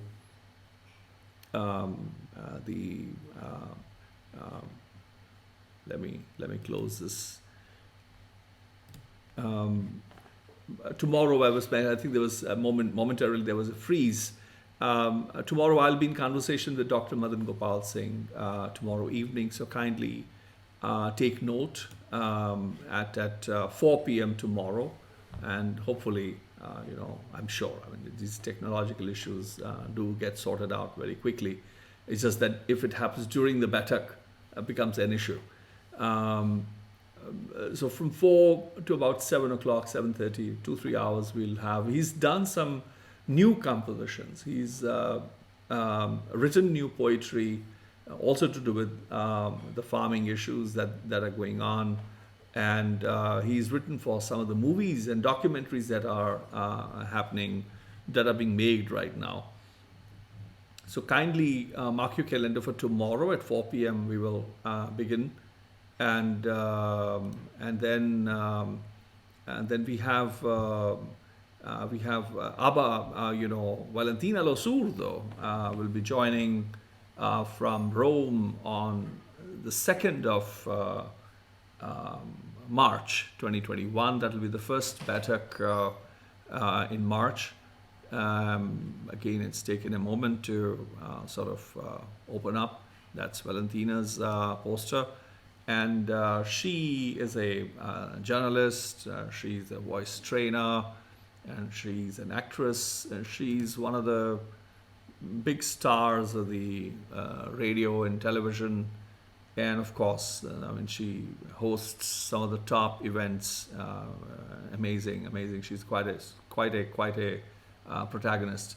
Then on the 6th of March, I'll have a Baiṭhak with Jafar Khan, Azad Rakht, alias Jeff Campbell. He'll be chatting with me in chaste Punjabi, Duabi Punjabi.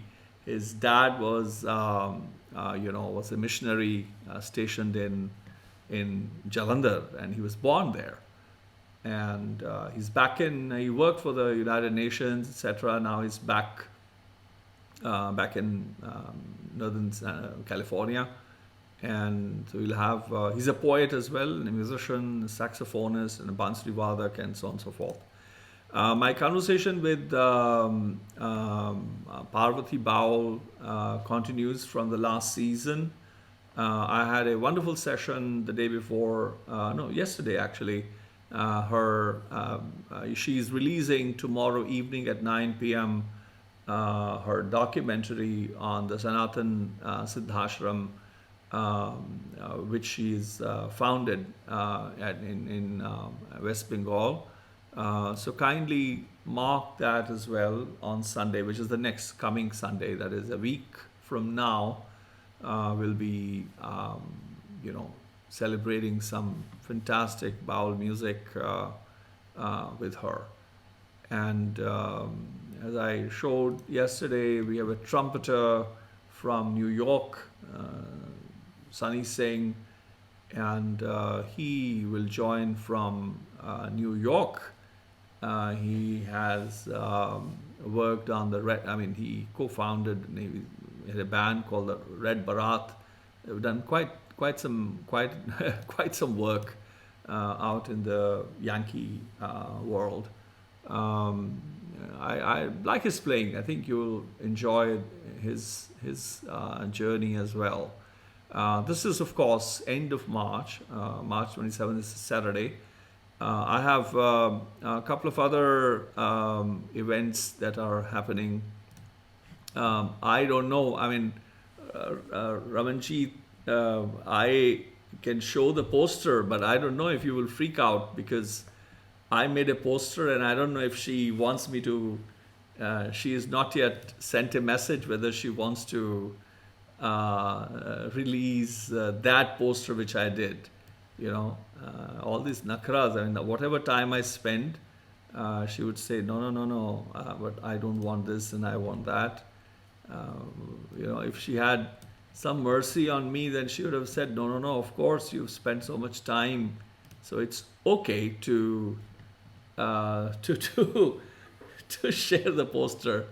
But I'm also Shararti, Maha Shararti, and Natkhat Avatar.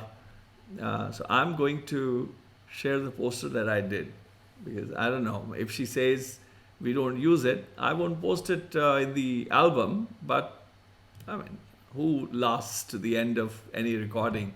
So I think it'll remain buried in this at the fag end of this video, this live stream, if she doesn't like it or doesn't want me to share. But it is quite a fantastic still from a video that she has done.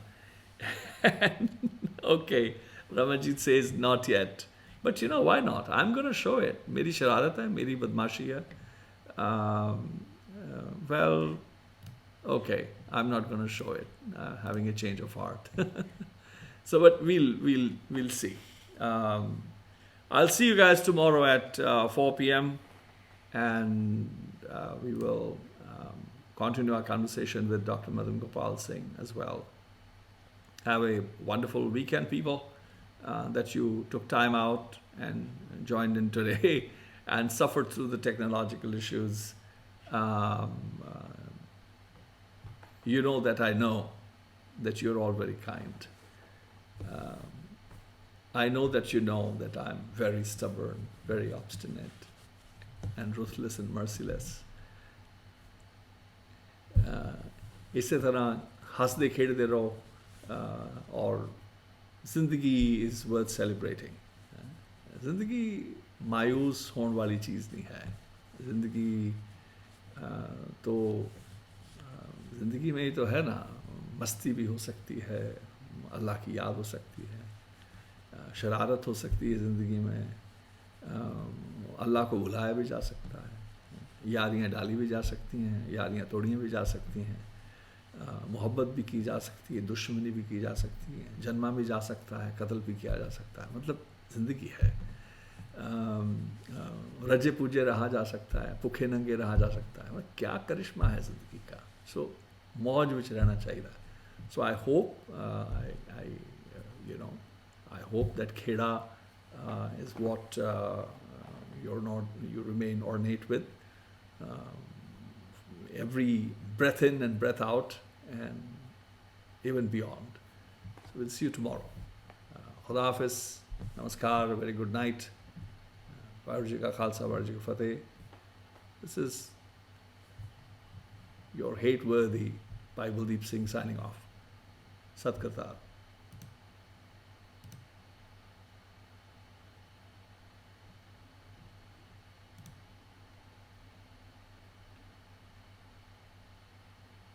Now this guy is not going to close even. I'm waiting.